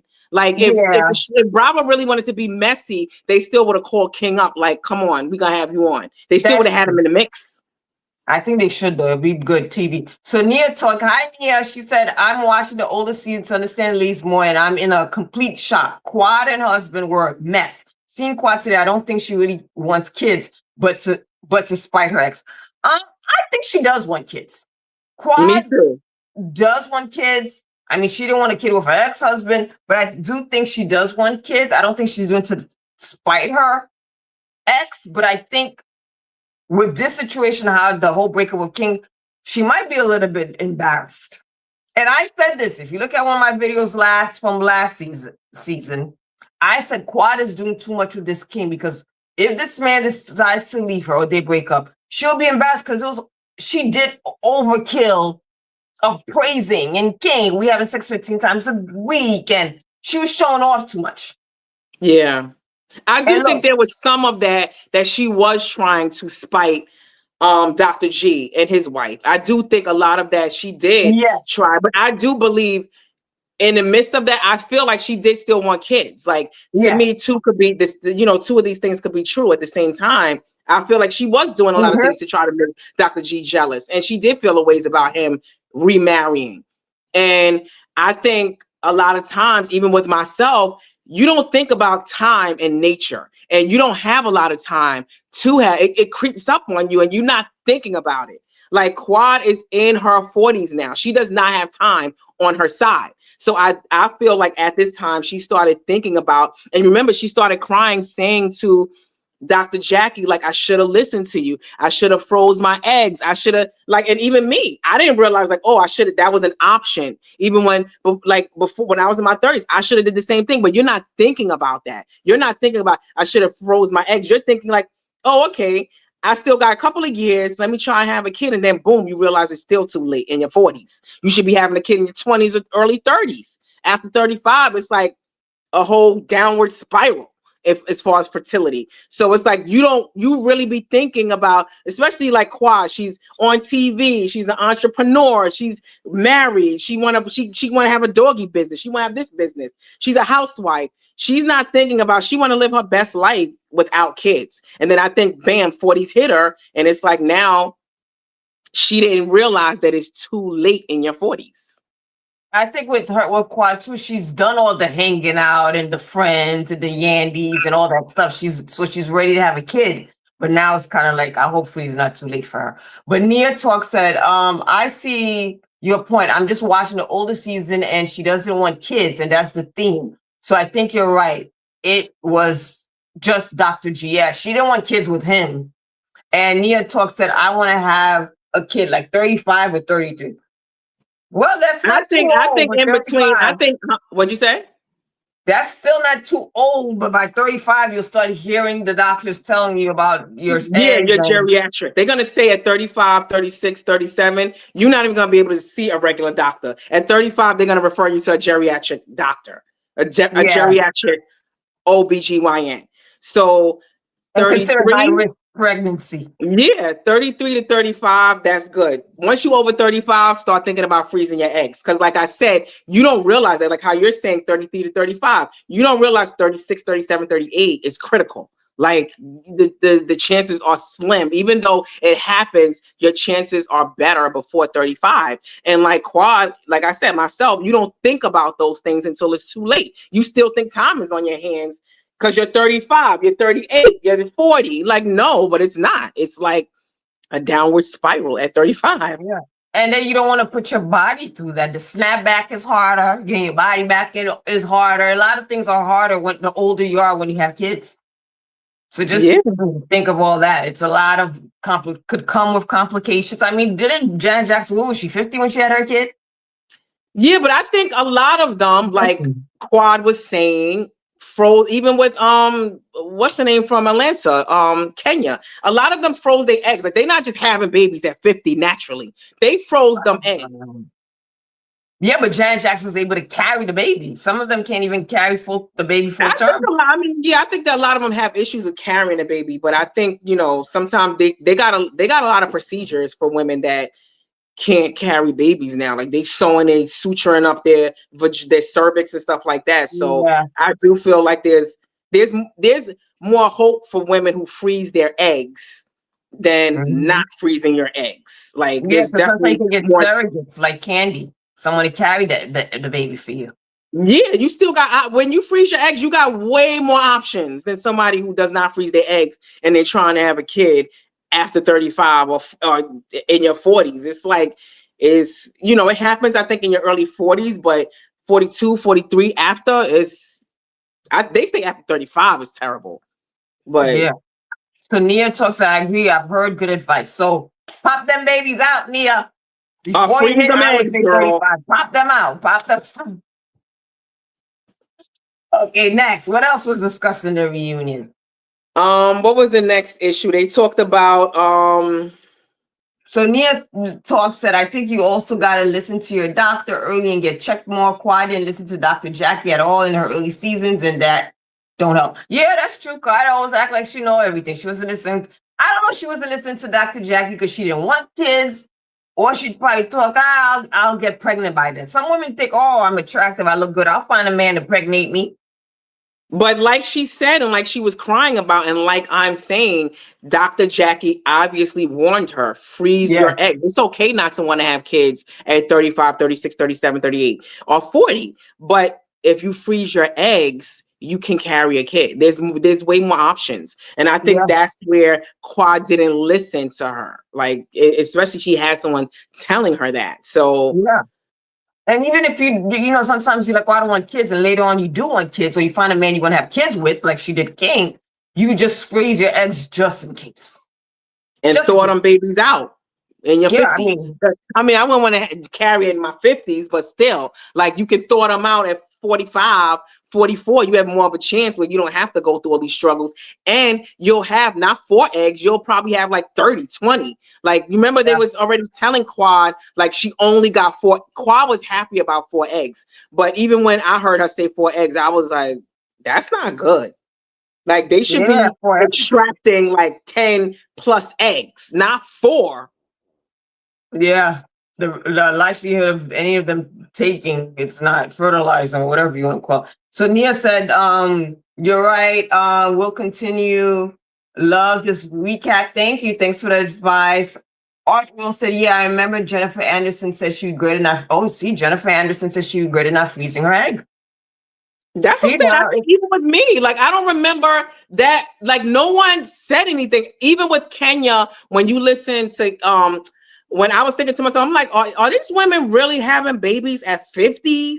And I was thinking, like, how did Kenya end up having a baby so quickly? Remember, she got married at like 48, 49, and then she got pregnant like right after. And I was thinking, I'm like, I don't care what type of IVF treatment she's doing. Like, there's no way she did not freeze her eggs. And she did an interview saying that when she was in her 30s, she was with her friend, and I think they were at the mall or something. And then she said like the friend was going to freeze the eggs or do something fertility wise, and they offered it to her. And she was just like, why not? Let me go in here and freeze my eggs. So it was kind of like willy-nilly, and she happened to do it. And like I said, with a lot of times, that's not like, you don't hear anybody saying 35, 40-year-olds freeze those eggs. Like you don't hear, no one's talking about it. Like you don't hear nothing. See, like you don't hear no warnings. So again, and a lot of women don't talk about it. With Kenya, I'm not finding that out. Me too. Like, oh my God, she got pregnant at 50 or close to 50. I didn't know she froze her egg. I was just like, what kind of fertility she did? Yeah, she talks about the IVF, but she don't talk about how she got the egg. Like you hear, because I think, they got the egg. She had the eggs frozen, but then, they had to do IVF, but she already had the eggs frozen. Yeah. So it's almost like she skips that part, because remember, she was promoting the IVF treatment. She was even giving away like IVF grants and stuff like that with the IVF treatment center. But she never spoke about, how she came to getting the egg fertilizers, because she froze her eggs. And I tend to believe, what's her name?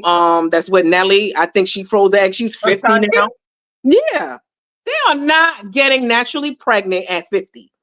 No, that makes sense. And Arthur said Kenya has another egg and was considering using it with her ex-husband. Yeah, I remember that too. Yeah, that's what I'm saying. She had her eggs frozen. So to me, it's like, but you don't hear about that. Like you don't hear about people warning women in their mid 30s and 40s, like to freeze your eggs until it's too late. And that's what I think happened with Quad, unfortunately. Yeah, and and that's the thing. Now that you're saying, a lot of these celebrities, I'm 40 something, get pregnant. People like me and other people seeing it, just thinking it's going and getting the fertility done. Yeah, the IVF done, not knowing they had eggs frozen already. They don't talk about the IVF part. Yeah, a lot of people, they don't mention that part. So you're just thinking, oh my God, the IVF worked. So again, like with Bose from Housewives of Beverly Hills, she's having problems now because she doesn't have any good eggs. Yeah. And that's what I'm saying. And you would think, even in those instances, why are they not talking about or warning ladies, freeze those eggs? Like, why is nobody talking about that? Like, they're not able to produce eggs, but they're not saying why. Because it's too late. They should have froze the eggs. They're not really educating. You're not saying why you can't get these good eggs. There's a reason why, because you're 50 and you should have froze your eggs. Or now that you're 50, why aren't you warning the younger generation about, being 35 and like, go get them eggs frozen? Like, no one's saying anything about it. So even with myself, like, I wish I would have had somebody warn me, because I would have definitely froze my eggs, and I didn't. See, that's the thing. No one's saying it. Just like, we wanted to do IVF, it didn't work. We didn't do IVF, it didn't work. Or I'm pregnant. We're assuming the IVF worked, yes, but it's your frozen eggs. They're leaving the frozen eggs part out. So that's why it's kind of like, wow, that is a sad thing. Yeah. So then the And no next one's scene, they educated. Yeah. huh? I said no one's being educated on it. Yes. But the next scene, the men were in backstage, and that's where they started to go in about like Steve talking to Eugene about wait, how did they get on that? Like, I mean, Steve came in hot. Okay. He was ready to go for Eugene when he came. He was like, look, I've dealt with linebackers. You know, he came there with an agenda to go at Eugene. So I don't know I if he don't think sat down so. and I watched think Eugene, no, but Eugene brought it up first, and he was like, "Why didn't you go? Why did y'all come without a ticket? Why?" And I think that's what kind of sparked it. Who brought it up first? I can't remember who brought it up first, but I when think he it was was coming, Eugene. I don't remember, but I remember that Steve came in knowing there was going to be something between him and Eugene. He knew there was going to be tension between him and Eugene coming into the reunion because they showed when he came out of the vehicle, he was walking to his dressing room, him talking about, look, I think someone mentioned, oh, how you think this reunion is going to go? He's like, oh, I had linebackers, you know, like basically saying, look, I've had tougher things I had to deal with. So he basically put Eugene in his place. And Eugene was stuck on stupid. He let As he Eugene have should it. have. As he should have. First Yes, of and the all, men stay quiet I and did think, not help like Eugene. you said, I do think Steve was coming there with an agenda to approach Eugene, but rightly so. Like sometimes when, especially when it ended like it did, like we're at a whole Med Gala. I'm not gonna like check you right here. There's not enough time. You basically confronted me. I didn't have much to say about it, but then I'm sure he thought about it later. Like, wait a minute. I wasn't thinking about a ticket. I was invited by Jackie, whatever. I'm sure Steve was stewing in it. And now he probably didn't see him since then. So it's like, now is my time to check you. I didn't get to check you at the gala for you approaching me like you some security guard and trying to throw me out when your wife is the cause of all of this because she didn't communicate. And then not only did she not communicate and no one communicated, the reason why there was no communication about the ticket is because your wife was not, there was a lack of communication. It was your wife. That's Not why we don't only, have a ticket. So you yeah, approaching me about not having a ticket, but your wife is the reason why I don't have a ticket and why we and didn't I purchase the ticket. think Steve also was got more amped up because Eugene was trying to act all tough in the confessionals. Mm-hmm. Like you not acting like this in person, except for that one time at the Met Gala because he probably knew there was mad security there. But even behind, he was kind of throwing shade at Steve. Toya made comments about if his LV outfits are real. So they were kind of being shady in the confessionals towards Steve. So I think that too made him feel like, wait a minute, I gotta check him. So Nia talks that I love Dr. Mimi, me too. Her energy and honesty is what we've missed from TV. I'm biased, though I can't see her doing no wrong, even though she has. Me too. I really like Dr. Mimi. Well, I'm not biased, and I do like her energy. I like her vibe. I like her. Like to me, Like I her. feel like it's genuine. Like I said last week, as far as like with her, and she spoke about it at the reunion about having an autistic child. Like I feel like she's the most transparent person and not afraid to talk about it and talk about the difficulties of having an autistic child. Because like I said, some of the other wives on some of the other franchises had children with mental, disabilities, and they didn't speak about it like how she's speaking about it. You didn't see them like how you see her kids. And she's so like, to me, she's genuine when she's talking about, dealing with that. So I do like, and even when they talked about when her and Toya and how I guess they started talking about her and Brandy's relationship and how she went up to Brandy saying like, do you feel like Toya is a genuine person and how do you have a friendship with Toya? She said to Brandy, "Oh, watch out for Toya, or that's your friend." She made it, "Oh, you on that side." She made a reference as to question why she's friends with Toya. And I just like, huh? She asked Dr. Simone about Toya. She's like a good friend. But it was, and I Brandy. think as a psychologist, I do feel like she was genuine in that moment when she was kind of like tearing up saying like, I am a psychologist. I don't like conflict. I don't like seeing this discourse. So yeah, I do interfere. It was cringy as a psychologist. A psychologist is witnessing you degrade your husband and you don't think I'm gonna be like, oh, oh my God, like, why does she even think, like, it's hard to come out of that psychology role if that's your job, that's what you live and breathe, and I'm supposed to like cut that off because I'm with you. And like, I tend to believe like she's being genuine when she says that. Like, I don't like this conflict. She don't like what Toya's doing and how she's treating her husband, how she's treating her friends, how she's talking to them. Like, there's nothing wrong with that. And I tend to believe she's genuine with it. I don't think she's fake. Yeah, I think so too. And it doesn't seem she's in that type of friend group. Remember, she's on a TV show with these toxic women. I don't think in her real life she has these type of friends. She seems very laid back. She seems like, her house could be somewhat chaotic because of her son. But other than that, she looks like she likes peace. But the one thing I have to commend her for is putting her son out there. Because we already know social media, regardless if he's autistic or not, there are cruel people out there that could have probably put negative comments. Yeah.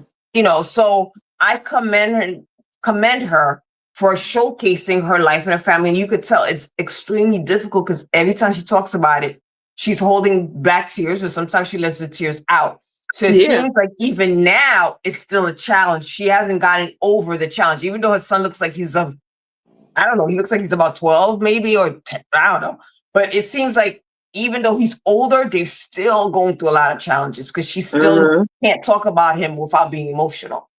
So Nia said, yes, exactly. It was good to see. I agree 100%. And she said, yep.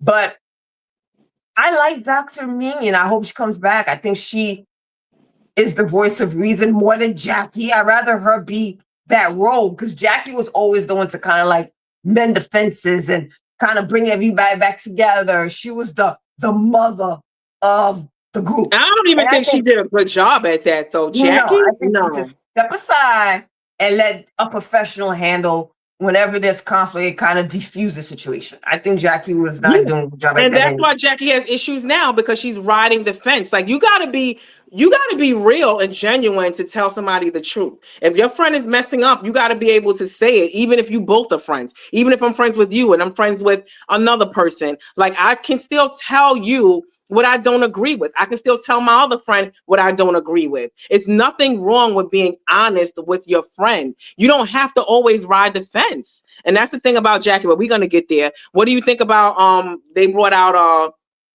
what's the one that was on Love and Hip Hop? Somebody was in Love and Hip Hop? The girl that wasn't she on Love and Hip Hop? She was the Basketball Wives, Angel Love. Yes. About her. There was nothing. They gave her a little couple of minutes to shine. Yeah, but she didn't say anything that I could even want to talk about. What did she said something about being in the video and how she was in the movies.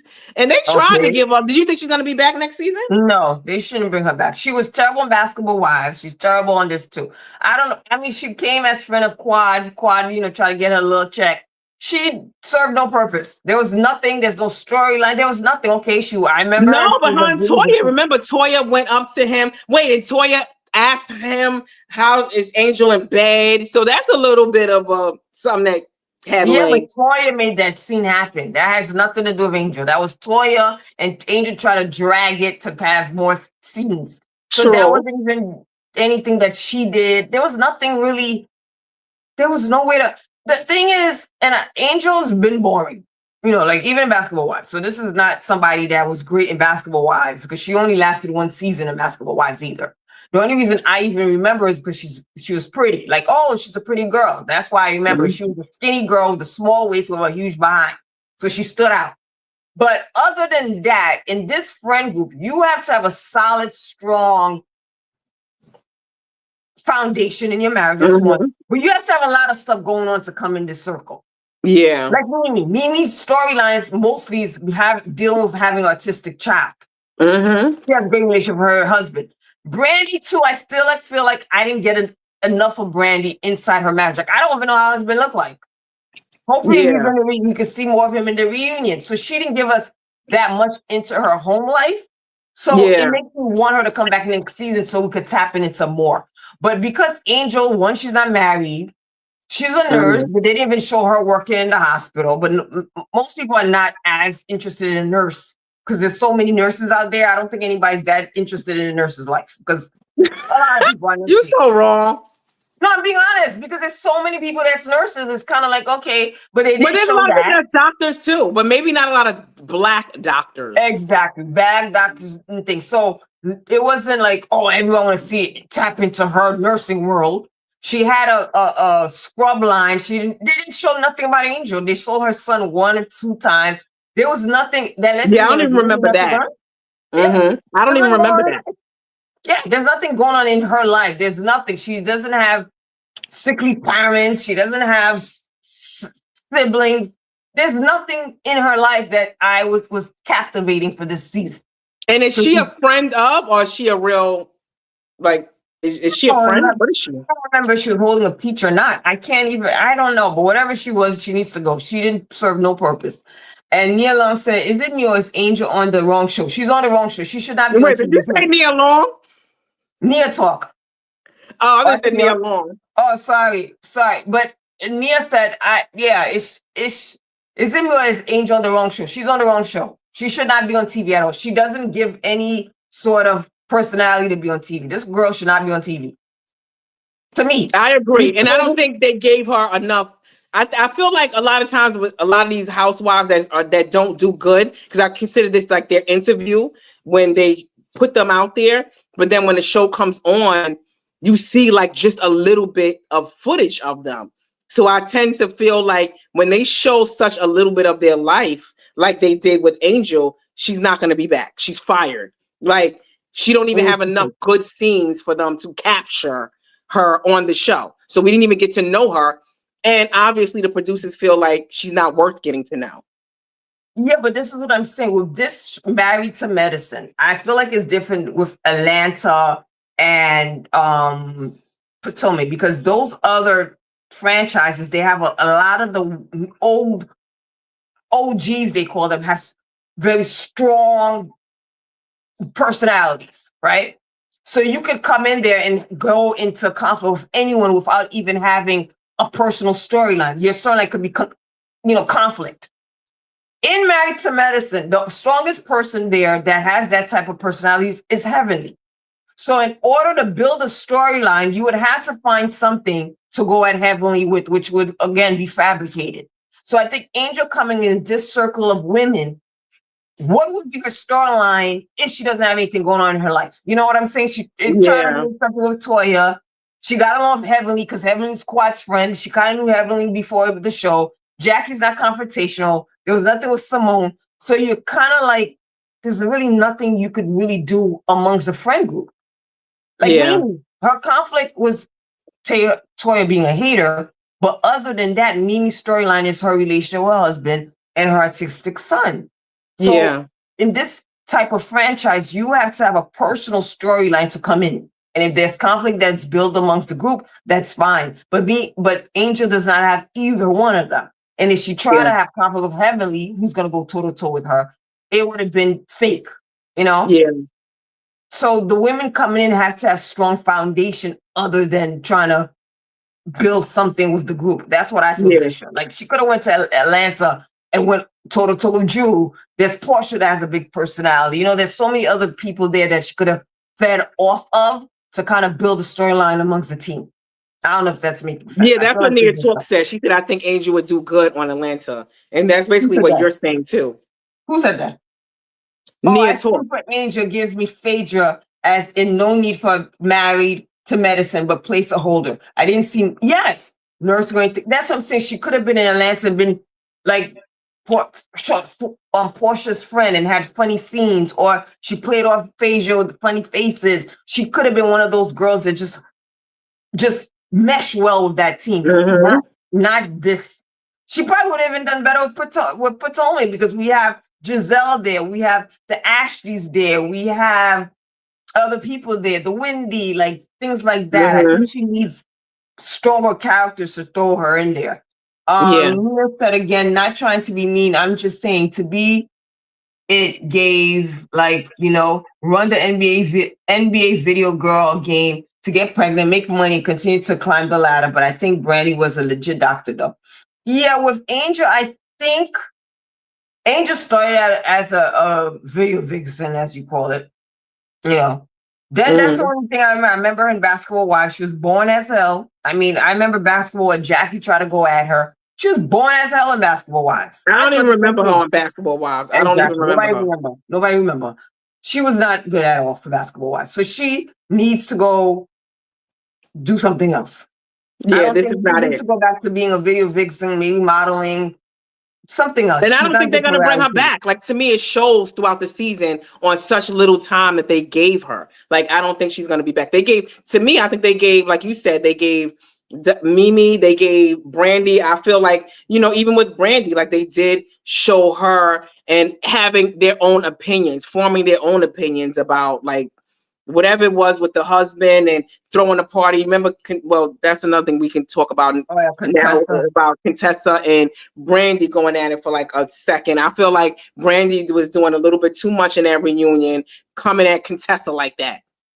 But speaking now, one thing about Angel too, with what I was saying about her feeding off of the other people on the show is that she could have, because her and Quad are friends. There was no scenes of her and Quad kikiing like, yo, let's talk about Toya and how she acted the part. Yo, I don't like. She could have even thrown shade at Toya about her relationship. She, even with the situation at Heavenly, it's like they didn't even show her friendship with Quad. They could have funny scenes. She could have witty comments in the confessionals. They didn't even show them. I think it's not worth it. I feel like producers did get footage and they feel that it's not worth showing. There's no way they didn't get footage of them, like you said, kikiing, hanging out. They going to South Africa. They got pictures all over social media of hanging out, of doing TikToks and stuff together. So I'm sure Married to Medicine producers got a lot of footage of their friendship. They feel it probably wasn't worth it. It probably didn't come across as genuine and real. Something happened that they didn't show her. Quad carried that scene. Yeah. And it's not nothing worth showing. They cut it. It didn't leave the cutting room floor. Yep. It stayed on the cutting room floor. So what was it? Contessa and Brandy? Yeah, when they started talking about the party, and then Brandy was like, yeah, well, you need to talk loud. Don't talk under your breath. And like, it seemed like Brandy was definitely coming into that reunion. Like how we said Steve was coming into the reunion prepared. Brandy was coming in and she said, I don't play about my husband. And she was coming in with guns blazing for Contessa because Contessa said that her husband didn't throw a real party for her. Which she should, and this could solidify her position for next season. This is what I'm saying. This is this is something valid of going back and forth. Contessa's a hater. Contessa came off as a hater. Contessa's not a hater. Contessa's a hater. I don't think in that instance she wasn't. Huh?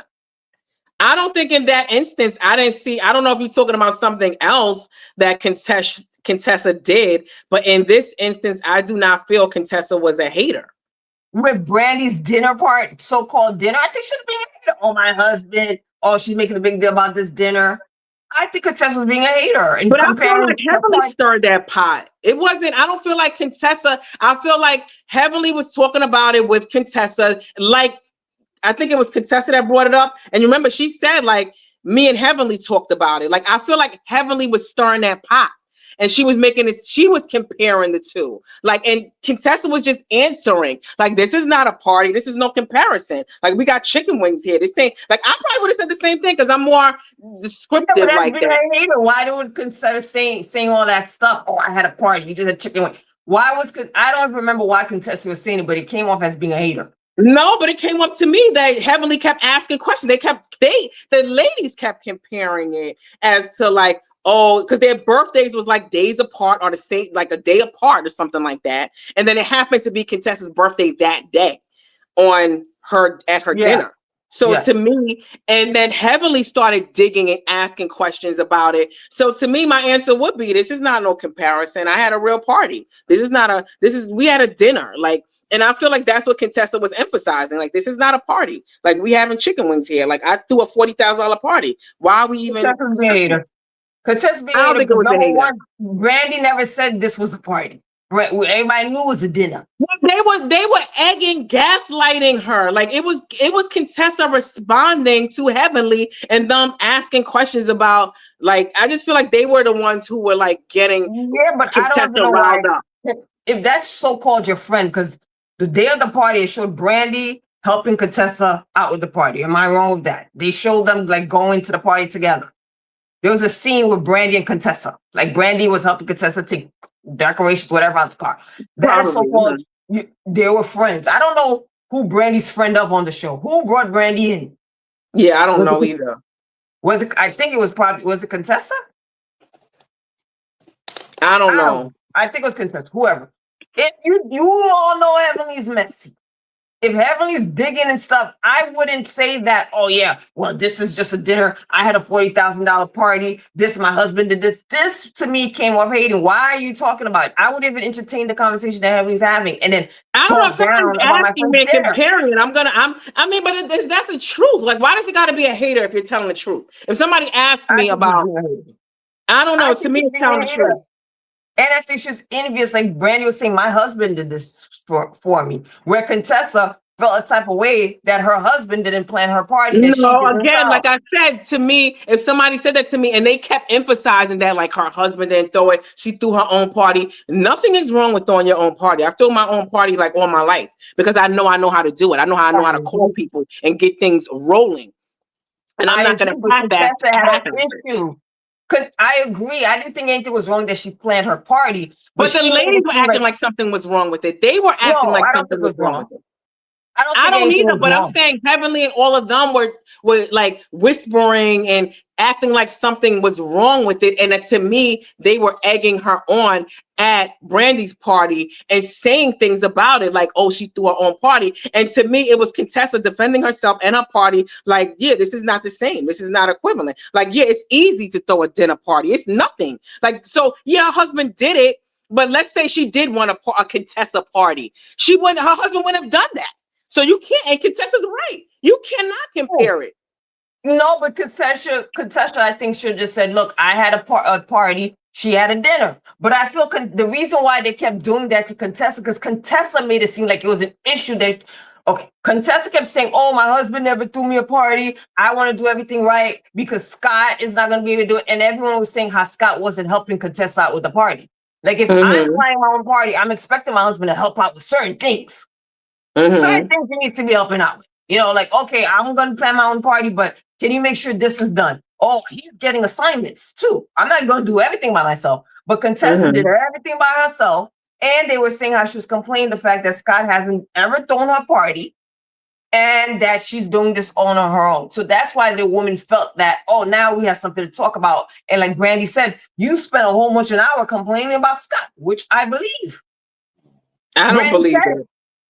You don't believe she was complaining about Scott? I believe she probably said something. I don't believe that when Contessa said, no, I wasn't. Like, I believe that Contessa would have said it. Like, she would have been like all weeping all over the place, how she was before when her husband was like, you know, gallivanting around the place, cheating or whatever he was doing in other seasons. She was vocal about it. So to me, Contessa's not the type to try to hide it like a Heavenly and kind of sugarcoat it. I feel like if she really did feel that way, you would have seen a lot of it. Like, you didn't see a lot of her complaining about him. She did speak about like, oh, I'm throwing myself a party. But to me, it was like the ladies more so made a big deal about it, that she threw her own party. To me, I don't feel like, I think Contessa probably touched on it and said like how you said and how I'm saying. She said, I don't even remember what scene she said it, but I'm sure she said something in passing or something that she glossed over and said, I'm throwing myself a party because I never had a party. So this is the time for me to do it. And he gave his money. I'm putting in my money. I'm putting in my time. I'm throwing myself a party. So in their mind, they trying to make it seem like she was complaining about him. She was weeping all over the place. I don't feel she was doing it. I don't know if it was a confession somewhere. She made it. She implied that he was not helping her with the planning of the party at all. Not that she was happy about it. She made it. But really, come on, is some man gonna be around calling people, making things fall into place? Like, to me, if you're gonna throw your own party the way you want it, a lot of us are gonna do. Like, to me, yeah, she probably did say that, but that's life. Like, men are just not. She was complaining about it. That's the thing. Like, if I'm gonna do something on my own, and I know the type of women that group friend I have, I'm not gonna say nothing negative. They wouldn't even know he wasn't helping me out. That's the thing. You have like, let's say I'm having a party, my husband's helping me, and I know the type of women I have, like people like Heaven. You think I'm gonna be like my husband to help me? I'm not gonna say, oh, did he help? Oh, yeah, he helped. Oh, did he help pay? Hell, maybe I paid for the whole thing. Do they need to know that? No, they do but not. I don't think she was crying all over the place, though, like how they make it seem. Yeah, I Brandy think said she she's gonna said something because she will go hard, like how she was the other seasons. If she did feel her husband was wrong in doing whatever he was doing, I don't feel like the way Brandy was saying it and the way that they were saying it, I just feel like the ladies kind of like was amping her up, putting the battery on her back. That could be it too. But Brandy, to me, I think she was doing too much. Like she wasn't even letting contestants speak. And then every moment, like, yeah, don't speak under your breath. Next time you speak loud, you don't say it under your breath. Like she didn't, I don't know. I just thought it was too much that Brandy was doing. No, I think Brandy did the right thing. Because I didn't like contestants either. And I don't like contestants. I'm tired of her outfits. I'm tired of her bad wigs. She needs to go next season. No, I want contestant back. I like her. I like genuine. To me, she's genuine. Like if her husband's doing something wrong, she gonna tell you. She ain't sugarcoating it. She ain't hiding stuff. I want genuine women around or on my screen. Like I don't want the fakeness. I think Quad has a little bit of fakeness with her too. Oh yeah, Heavenly got some fakeness with them. They cover up a lot of stuff to present a facade of a life. Like that, like to me, it's just fake. I want real. Simone shows realness. Yeah, because Tessa needs a whole new stylist. Yeah. That's what I'm saying. The girl's a hot mess when it comes to outfits. True. Okay, so moving on to better. Yeah. Heavenly and Andy asked about an update on Damon Jr. Well, she didn't say much. She said that, she hasn't spoken to him. She also mentioned that Mimi helped her out because he had some mental crisis. I mean, she didn't go into detail. That's what she said. You could tell. To me, I feel like she said a lot, but didn't say a lot. Like she said, we know where he is. We haven't seen him. He went through a mental crisis. And then she took a shot at Simone, I feel, when she said, it's his story to tell. I'm not going to put my kids out there on front. She didn't say Front Street, but she said, that's my thing. But she said something like, I'm not going to put my kids out there like some people. She didn't say like some people, but she was definitely taking shots at Simone because Simone responded and she caught it. So the one thing I have to say, she mentioned mental crisis, which I thought maybe she'll try to hide it. I mean, with the Carlos King interview, she went a bit more in depth. And I have to say, I felt for Heavenly at that point. I don't think I've ever felt anything for Heavenly. That point, because I saw vulnerability when, she was saying, I try to do everything as a mother, my kids went to private school. Like I could tell she is a really good mom. I mean, she has a close relationship with her daughter, her other son. And sometimes you have that one kid with, you don't know how to connect or things just don't go well with them. So I felt bad with her in the Carlos King interview, but I just feel that there is a lot to the story that she's not telling us. I think mental so crisis, what happened? And again, like she said, it's not his story to tell. And what did that happen? What did that? I'm confused about. I'm confused about how did that have to do with the arrest? You can't go over there and be like, I want to see you. Like, how do you not go over there? And I'm confused. What did that have to do with the arrest? It seems like there's a delay now in the, I don't know if it's the Wi-Fi, something's delayed, but I'm trying to understand what did that have to do? I get he had a mental issue, then the arrest. It just seemed like the arrest took place first. She didn't really give explanations about that when it did happen, when she did find out. And then now we're finding out that he has mental issues. And then they're saying that in jail, they don't take care of the mental, population, the mentally challenged or mentally, what do you call it? Like the mental illness in prison. But what does that have to do with him being arrested? Like the arrest came first and now you're finding out about a mental issue. Like how is that? Where's the connection? So from the timeline, because he was arrested 2 years ago, it seemed like he had a mental crisis. To me, it seems recent. I don't know. He didn't have the mental crisis when he got arrested. Because she said, I called Dr. Mimi. They're tying it together. She seems to time it together like he had a mental crisis when he got arrested. Because there was talks of him fighting off the police. So maybe he had mental issues back then, but they didn't know. And then he had a mental breakdown recently. I don't know. Like she's not explaining or giving enough information to know what the hell is happening or when it happened. Yeah. So that's the issue because I don't know when the mental issue happened. And what do you think Either about the way, she shot said she mental took at? issue, but What do you think about the shot that she took at Simone? what did she say about Simone? When she was like, I'm not putting my kids out there for the world to see. It's his story to tell. And you could tell Simone responded and she said, just to let you know, like things happen in real time and it's showcased. You don't remember that part? Yeah, I mean, Simone I don't think it's putting her kids on Front Street. They're part of the filming. Like Heavenly always kept her family quiet. The other son, I don't even know how he looked like. I don't even remember seeing the other son on the show. I remember seeing the one that's a dentist and her daughter for Heavenly. I don't remember the other son they mentioned that had mental crisis. Yeah, I don't remember. I don't even remember some with yeah, I don't remember any of them kids. Again, there's a huge difference between the two. I understand why Heavenly is keeping her son's mental state private because I mean, that's different. I mean, he want to have a career. It might affect his job. It might affect a lot of stuff compared to your kids mooching off of you. That's different. So Simone showing how her kids are brats and are spoiled is totally different. Me bringing my kid who has mental issues on screen and talk about his mental state. So if I was Heavenly too, I wouldn't go and tell the world about this because she's probably still dealing with it, and something like that should remain confidential. I think she's forced to talk about it. You're on a reality show, though. You don't want to be a Robin and get fired. Like, I think she's sustaining her existence on the show. You have to say something. Like, come on now. It's been like Denise Frazier said, he got arrested 2 years ago and she knew. Heavenly is a liar. Like, you can't be a Robin and never talk about it. Denise is right. I think Heavenly knew about that he got arrested. How the hell you didn't know that? She knew and she's lying about it. Yeah, and that's what I'm saying. I think now, yeah, she's forced to talk about it now. Like, I just think like now you have to say something. And I think she's prepared. She prepared her excuses. And her excuse was, I didn't know.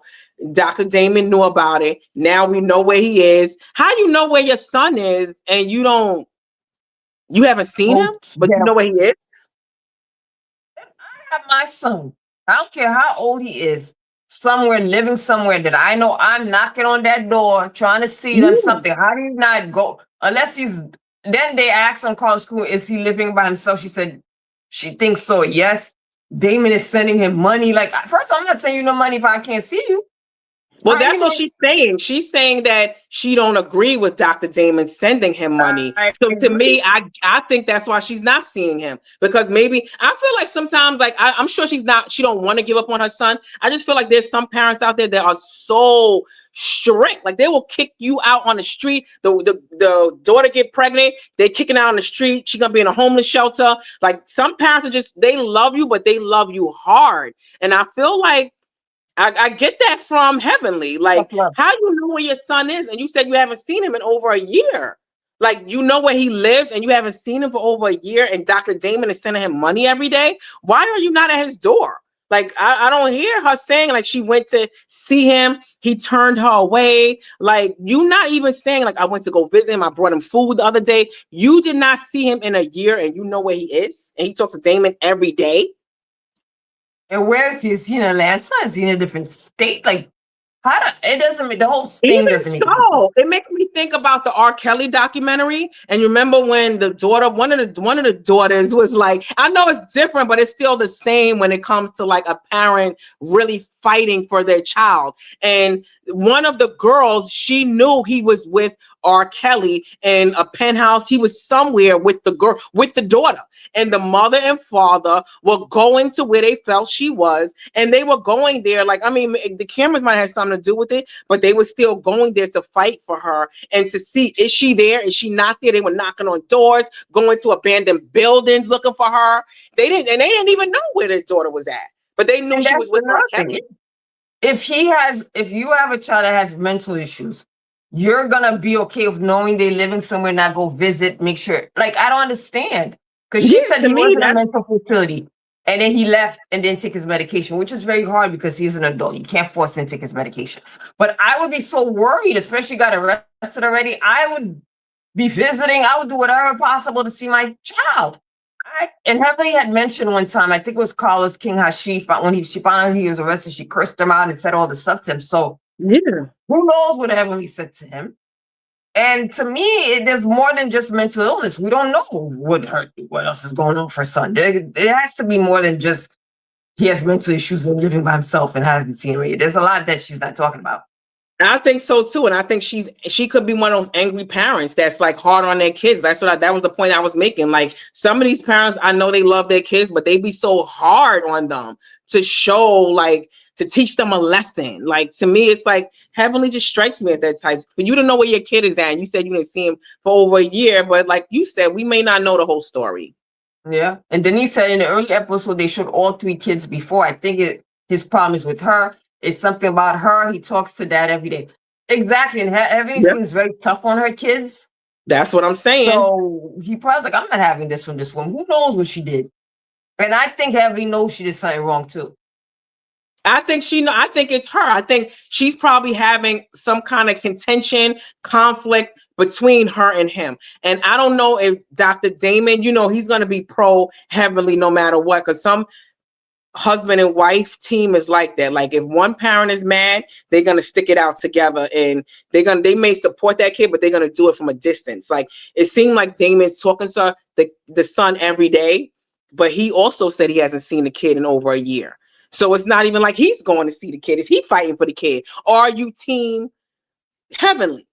Like I feel like if it was like a Simone situation with Cecil would be still over that son's house, going to visit them sons, no matter how mad Simone is with the son. Cecil is going to do his own thing and still fight for his kid. I feel like Dr. Damon is not going to be that. He's going to be team Heavenly. He's going to be a unit with her, and whatever she says, I feel like Damon's going to be behind her. And that's probably why the son is like, F both of you guys. Yeah, I don't want to see neither one of you. And I'll talk to you when I need some money. And that's about it. That's what you call him every day. Send that check. Send that Zelle. Send that cash out. Okay. Every day. Yeah. So then the next scene is Jackie and Simone. The last scene. I'm team Simone. Jackie's wrong. Jackie still hasn't taken accountability. I feel like Jackie's kind of scared of Heavenly and putting her in her place. To me, she's never done it. I've never seen her put Heavenly in her place. And Denise Fraser said, "You're right. Cecil loves bed those boys." Yeah, Cecil is a great dad to them, apparently. And he has a mind of his own. He's not going to do and follow behind Simone because she's mad at the kid. She's mad at the kid. He's going to still do his own thing. Yeah, he spoiled them damn kids. He don't listen to Simone. Simone is 100% right. Jackie, and again, when she explained the severity of what Heavenly said that could happen, with her profession and malpractice and everything else and her reputation, she's 100%. And Jackie, out of all people, should know that what Heavenly's saying about Dr. Simone was wrong. And she should have cleared that up during the season when she was in Watch What Happened Live, and basically told Heavenly what you're doing is wrong. So I'm team Simone 100% in this. I would definitely not be friends with Jackie, or it'll be our friendship would definitely change, and it'll no longer be a friendship. I agree. She's taking Heavenly's side. She's taking Heavenly's side. I feel like, I don't know if she's necessarily taking Heavenly's side. I'm so passionate about this whole subject, about like the dynamics of what's going on, because I feel like it's so relatable to me and what I've been through with my friends. And I see that a lot with women and I cannot relate when women act like Jackie, because I've had friends like that, and I don't get it. But I don't think it's that Jackie's scared of Heavenly. It's Jackie wants to play the middle. No matter if you've been friends, and that's what I don't like. If I've been friends with you for a long time, you got to show up for me. Like you haven't even been friends with Heavenly as long as you've been friends with Simone.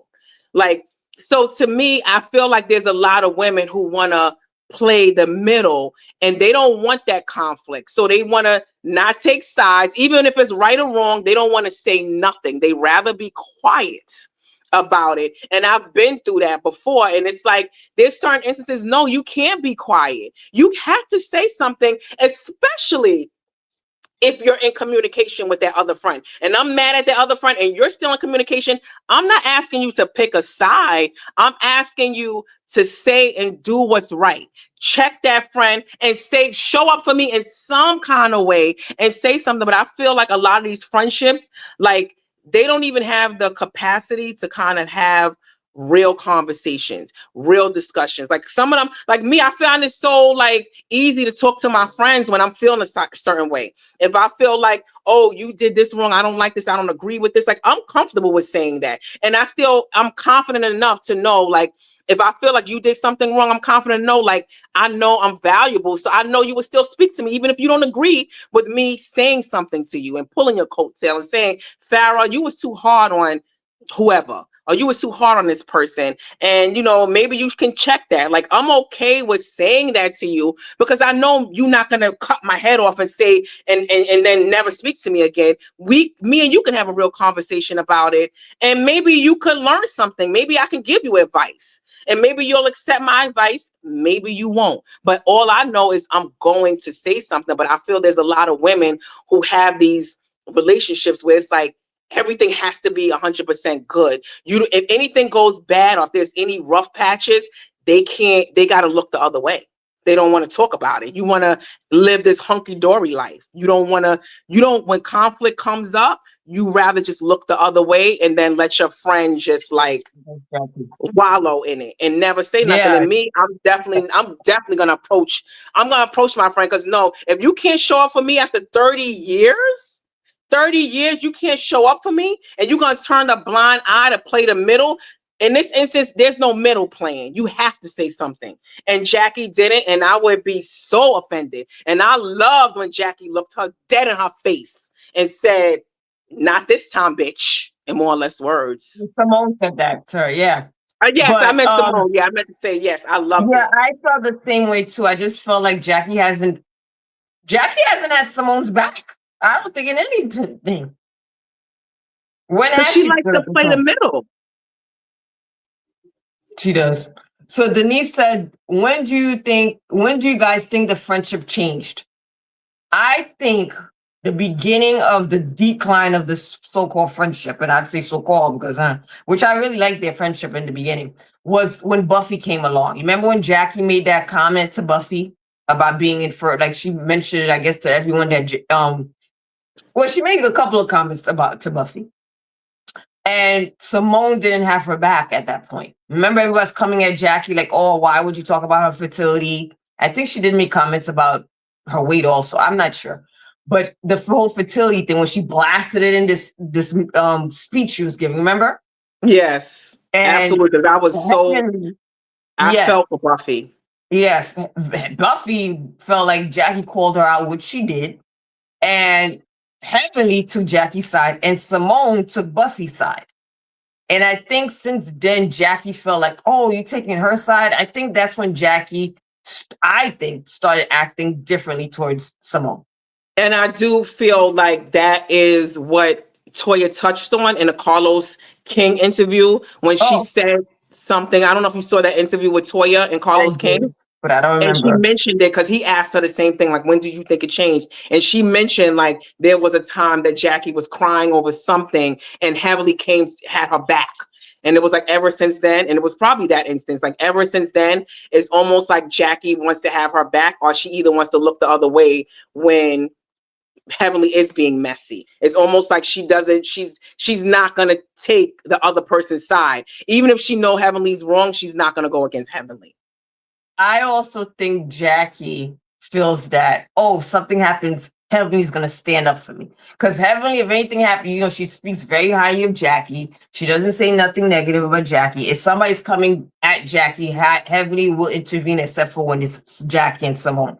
With anybody else amongst that group, Toya, anyone comes to Jackie, Heavenly's there. Jackie doesn't even have to say much. Heavenly's there to just buck up.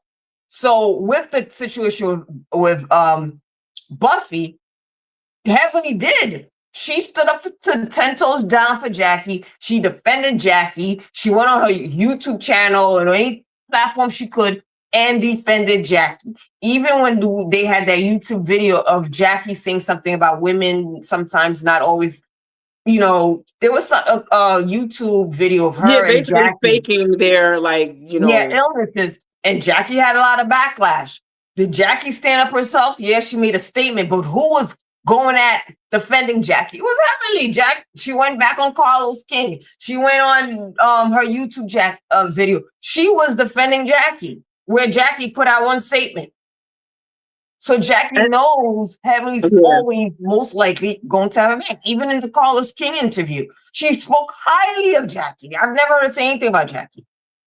And that's what, and that's good for Jackie. But sometimes, like, you have to be honest with your friends. To me, it's great. Like, yeah, but why can't I be me and be honest? Like, even if Simone didn't agree with her in that Buffy comment, again, like I said, if you're friends, it should be okay for me to approach you and say, Farrah, damn, what you said to Buffy, that was kind of like harsh, like, and it hurt Buffy's feelings.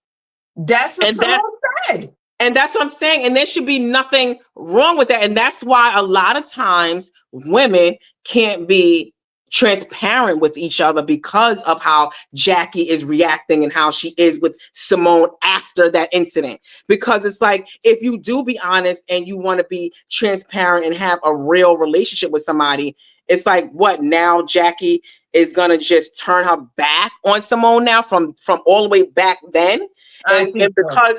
And because Heavenly is showing this blind support, like, to me, it's like, it's just a shame that it's like you have to have a lot of relationships has to be like this fakery going on in order to keep the peace. And I feel like that's what Jackie and Heavenly are doing. And probably Heavenly is probably more fun to be around. I'm sure Jackie kind of can let loose with Heavenly more so than she does with Simone. So I do feel like, and it's a shame, but I do feel like she values Heavenly more.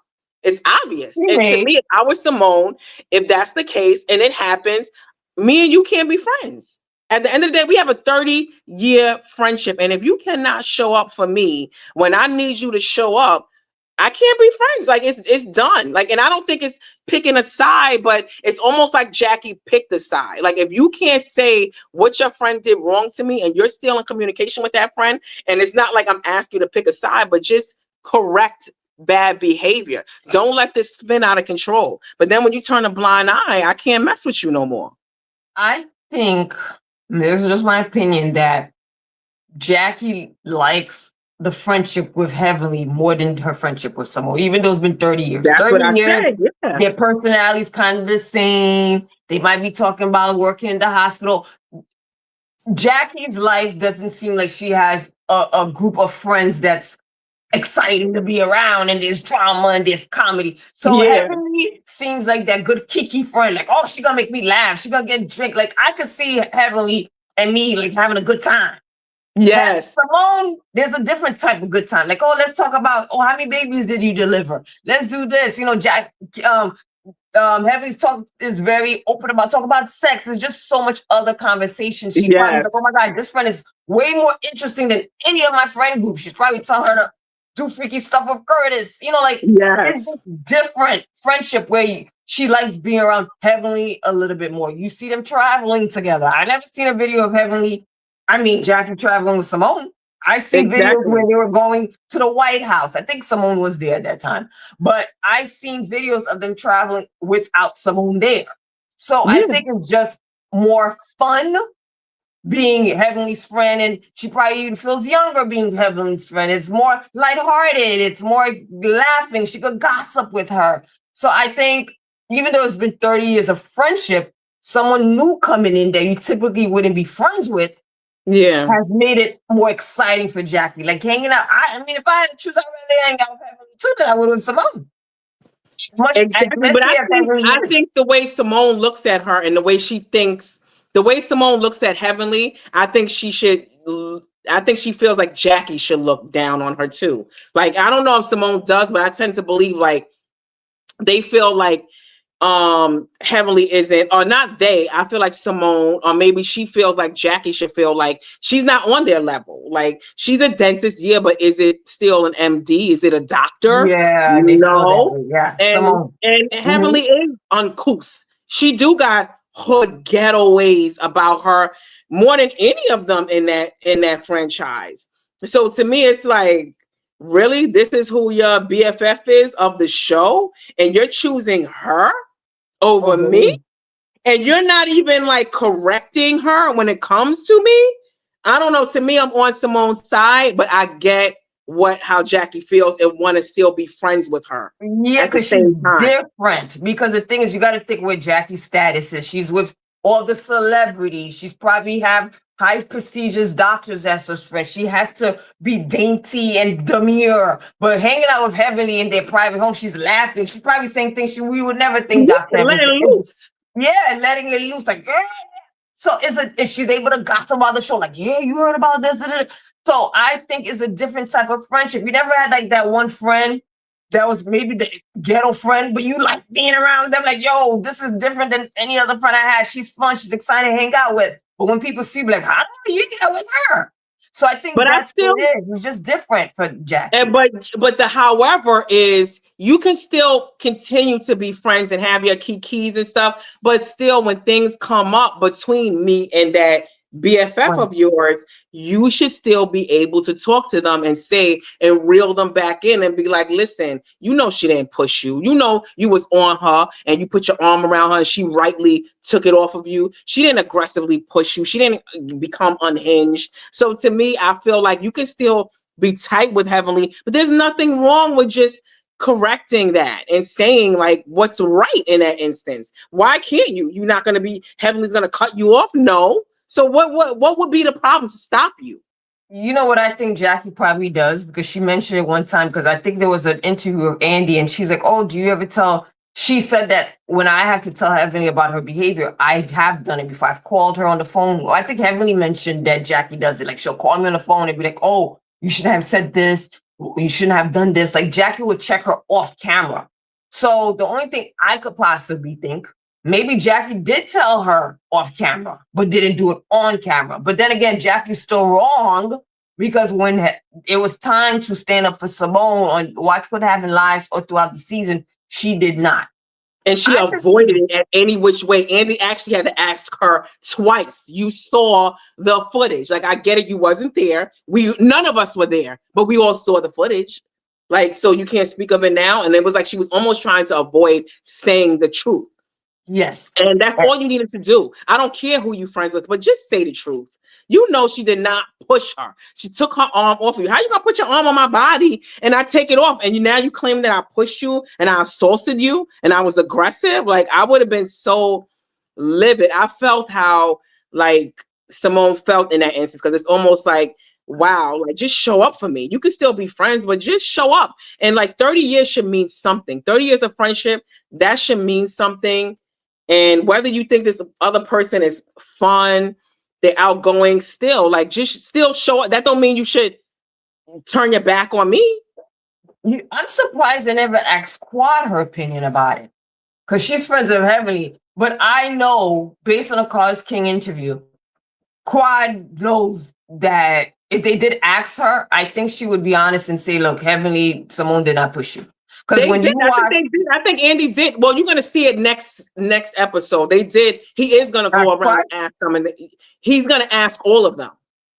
That's gonna be interesting, because I think Quad would be honest. I don't think she would say, "Oh yeah, Heavenly's right," or she no, did. someone Like, they all agree that she did not push her. They all That's agree. what I'm saying. So you see, Quad does hold Heavenly accountable for her actions. So I don't understand why Jackie does not. So Denise said, clock it 100. We did. And she said, Denise said again, she said it again on Cause King yesterday, and Quad told her she didn't push her. Exactly. On the Cause King interview yesterday, she made it seem she didn't change her way of thinking about what someone did. Yeah, she did. That's facial reaction alone lets you know she doesn't agree with what the Heavenly saying. And that goes back to what we discussed earlier about running for Congress. Like we all know, like, they have a bad reputation of lying. Like these positions in politics and stuff like that. Like these Congress people and anybody that's in, a political office, like they have a bad reputation of lying. And you're sitting up there lying. You're not even apologetic or even reeling a little bit of it backpedaling just a little bit. Like, it's almost like she's doubling down on it. And the footage is there. So it's like you could even if you feel like she was aggressive with you, to me, it's like you can't say she pushed you because she didn't push her. She So it's like wasn't aggressive either. She was yeah, upset but that to I didn't still touch keep her. saying this and not even saying anything in Simone's defense or even trying to bring some type of resolution or peace. I wouldn't want somebody like that in office. I'm sorry. Yeah, No. and then she could be like, look, at that time I thought she pushed me. There was a lot going on. I had a couple of drinks. Like, at least pedal back and say, Yeah. okay, I messed up. But now you're still holding that this one pushed you. And everyone saw it. All she did was move your hand away from her own shoulders. You touched her Yeah. first. They're like, well, you touched me Exactly. too, Simone. Yeah, after you touched her. Yeah. That's crazy. And then here's Jackie sitting there like, yeah, it happened. Exactly. And then she only said something. It's almost like Simone had to like pull it out of her to say, yeah, you didn't push her. It's like, and Simone even made reference to that. She said, I feel like she's only saying this now because she has to say it. It's almost like she's forced to say it, but she wouldn't have said it because she was skating around it the whole time during that segment. And then even when this topic of you said it to Andy when he asked you, like you said it. It has nothing to do with you saying about me being triggered or whatever it was that they spoke about, because Jackie seemed to keep talking about how we did speak about it. And I said to Andy what we spoke about, and Simone had to say, and I loved it how she said she didn't let her wiggle her way out of it. She said, you said to Andy, he asked you, did you see it? And you said no. Like there was nothing about there was no skating around that. I love that Andy part. held her too. Andy did not let it go, which I liked. Andy was asking all the Andy tough was on questions. Simone's side with it. Andy was definitely he was letting Simone. Jackie have it, which I was happy. He didn't let it go like, oh, well, Jackie, let's move on to the next topic. He did not let it go. So He did. He wanted them to have their moment. Jackie.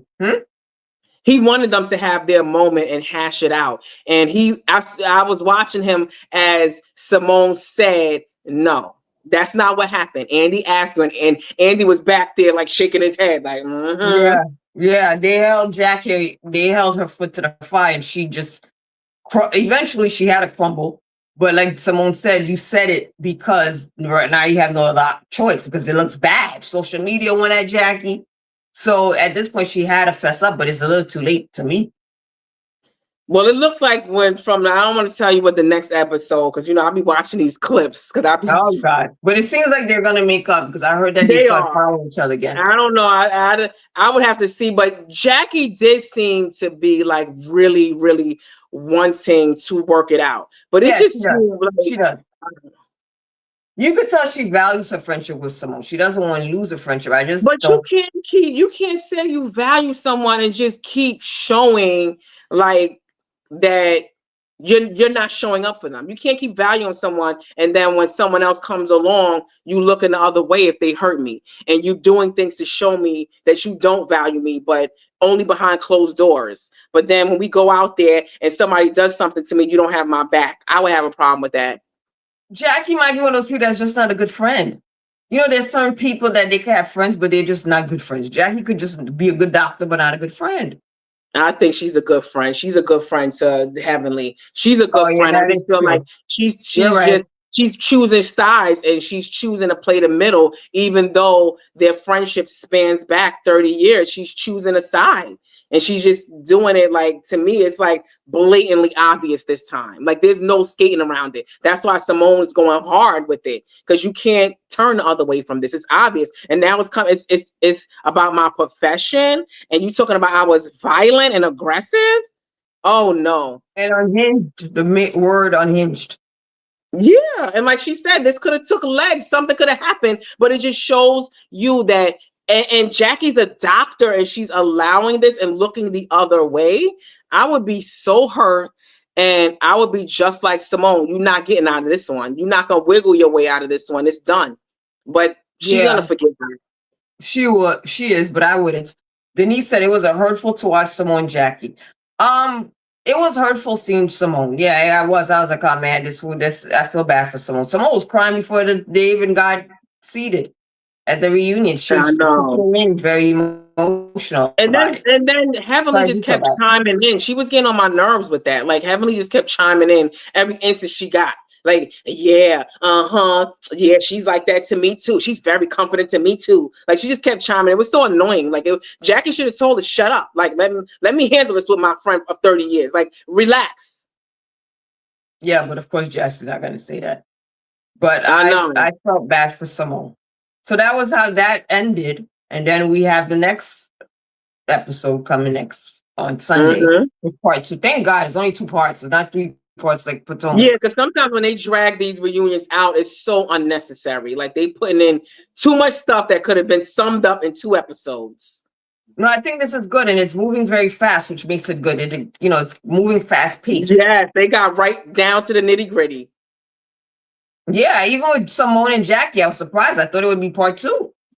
Even with surprised they Quad had and it Tammy, ready. I didn't think they was gonna give. He got right into it the first like 20 minutes. Yeah, I was surprised too. A lot of was said, and I'm like, well, what else is left for next part 2?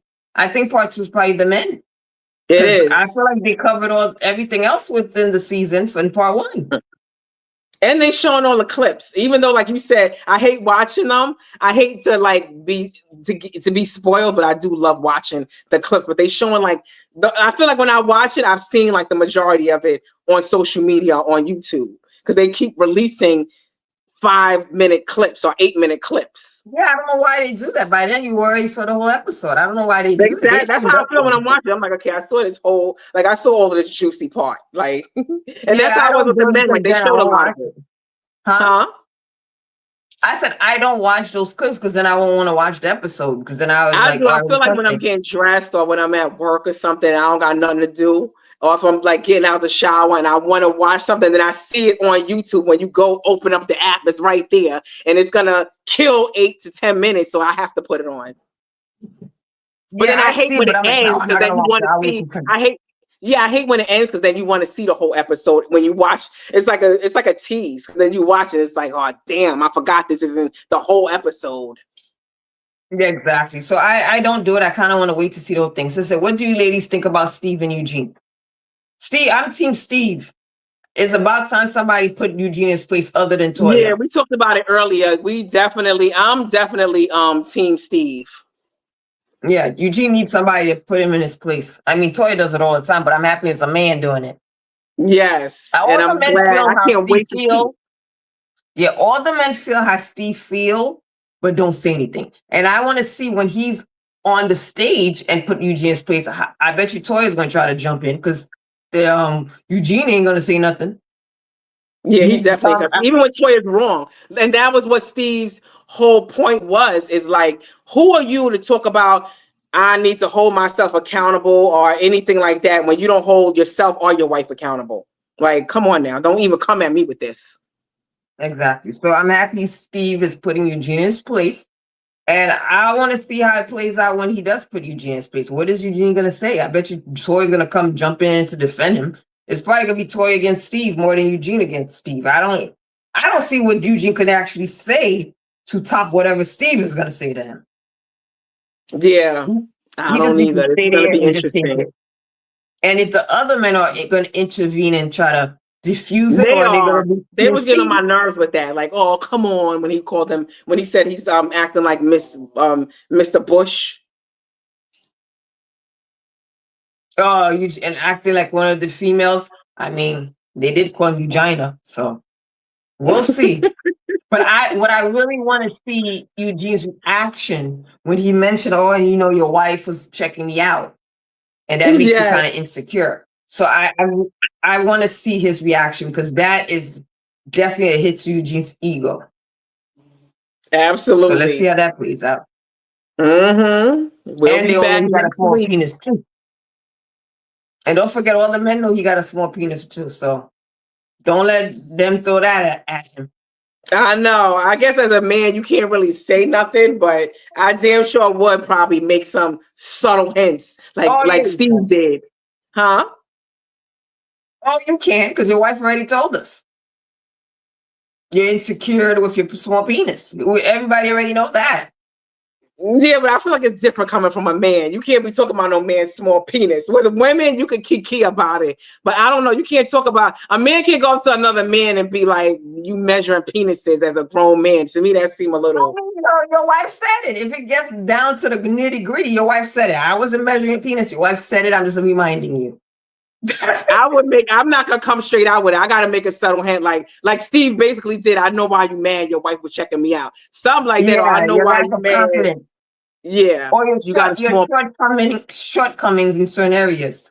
Exactly. I would have said something like that. Exactly. She said, Denise said, I like your channel, ladies. I was scrolling through YouTube and stop here. Thank you. Please subscribe and tune in next week. We'll be talking about part 2. We also going to be talking about Atlanta Housewives. We talk about other reality topics. But thank you so much, Denise. We had a great time having you here too and engaging. Yes. Don't forget to like, subscribe, and share, and tell all your other friends about this channel. Toodles. Bye. Good night.